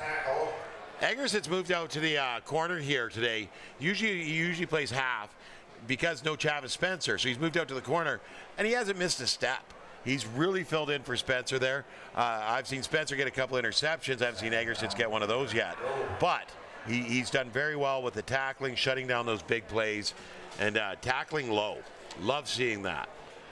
And one really good thing, I think, is we see a shot of Austin Barnum, who we haven't mentioned, number 99. He's done a good job up front. One really good thing is with these guys out, these guys get a chance, improve their skill. They get the win in the end, and then when all these other guys come back and get healthy, your team is that much stronger. Yeah. Because of the experience these guys are getting right now. Totally agree. Right here, like number 22, Zach Badke, first-year player who's just a phenomenal football player, but he needs these snaps to get better at this level, and it's good to get him out on the field right now. There we go now, Oskowski over the middle, and that one almost intercepted. Yeah. In and out of the fingertips of Sam Henneberry. Yeah, Henneberry was coming across, and somebody else was coming in. Okay, let's see if we can catch the other number here. So I think they messed each other up here. I think you're absolutely correct. Yeah. I couldn't see who it was hunched over like Charlie Brown after Christmas, but at number 20, Teagan there, or no, sorry, what's his name? Sawyer Tether. Well, it was number 20 there. Who has an interception tonight, I believe. Already, yeah. He wanted a second one. There we go, 58.5 seconds remaining. 3 down territory, you would think. The new quarterback in is number 5. That's Keegan Henderson. The quarterback getting some time. Erickson makes the catch there, and then Zach Badke hits him, and then Klassen comes in and cleans him up. I don't know if it was worth catching the ball right there. No pain, no gain, as they say. Oh. Got a first down, so I guess there was some gain. The pain was worth it. Erickson's not afraid to catch that ball. He's made some phenomenal catches tonight. He's been a real strong player for the Kodiaks. Well, these Kodiaks are looking to try to build something, right? And there's a sack. Oh, mama. That looked like a lion being thrown into the Roman Colosseum and devouring its victim. Well, it's number 74, Anthony Lavalle, who just comes flying down the middle here. Blows by everybody. I don't even think anybody got a hand on him. And just rips him down. And number 99, who's Austin Barnum, comes flying in there as well. Scene from Braveheart where everyone's screaming mercy. Yeah. He absolutely tore into him. Keegan Henderson had a momentary thought, I wish I played soccer right there. I mean, he gets hits, he gets just hammered in the pocket.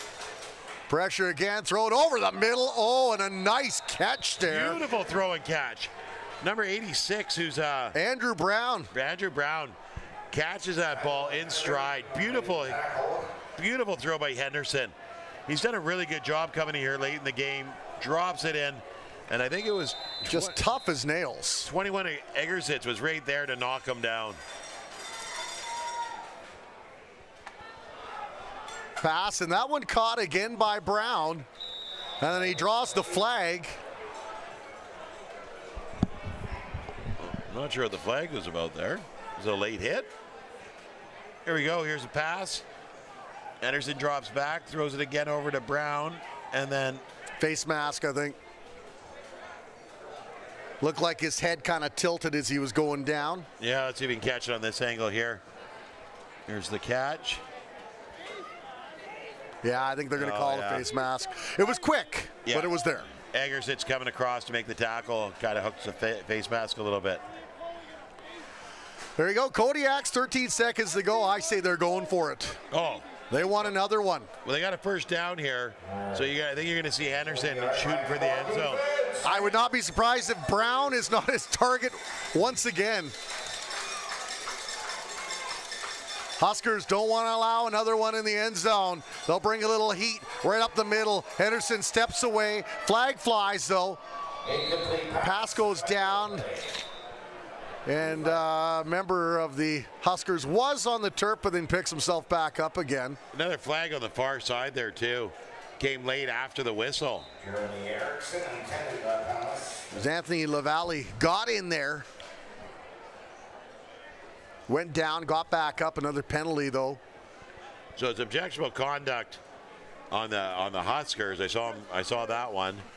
They're padding that stat total, and that's not one I'm sure they'll be proud of. So there's a holding on the Kodiaks, and then an objectionable conduct on the Huskers.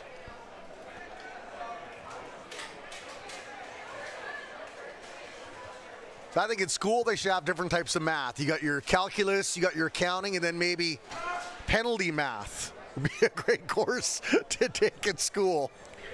I'd love to see what the total penalties for the Huskers were at the end of this.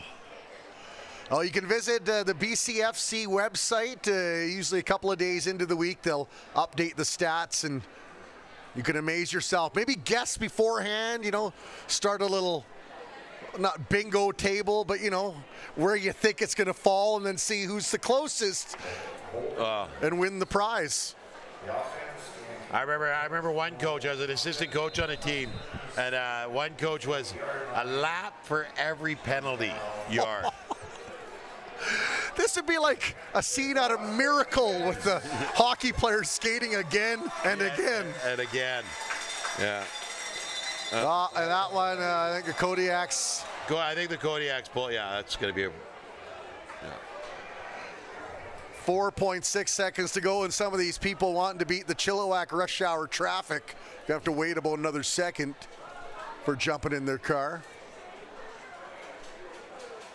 What do we got for traffic about this time of night? 5, 6 cars you may have to wait before getting out? If there's a train. Darn you, CN. Or a tractor driving down the road. We can say that we're from here. If you're not from here, you can't. Here we go, Henderson. Perhaps one last gasp for the end zone. Stacks up 3 to the far side, and he'll roll out that way. And then he launches deep, looking for a man in the end zone, tips around and tips down. And that'll be the final play. I scour the field for an orange flag, and I don't see one. And the Huskers 3-0 at home. He teased us, he pulled it out, but he waved it to end the game.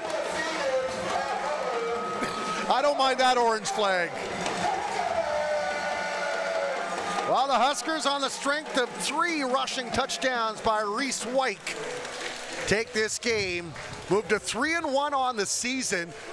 And if the Sun can hold that win, it will be a 3-way tie for first place. However, the Sun would have the tiebreakers. They have no losses, having a bye week already. But the Huskers tied for second with the Rebels. So it's going to be fun. It's been a good homestand, and now the Huskers will wave the long farewell to their fans, and they'll see them in October.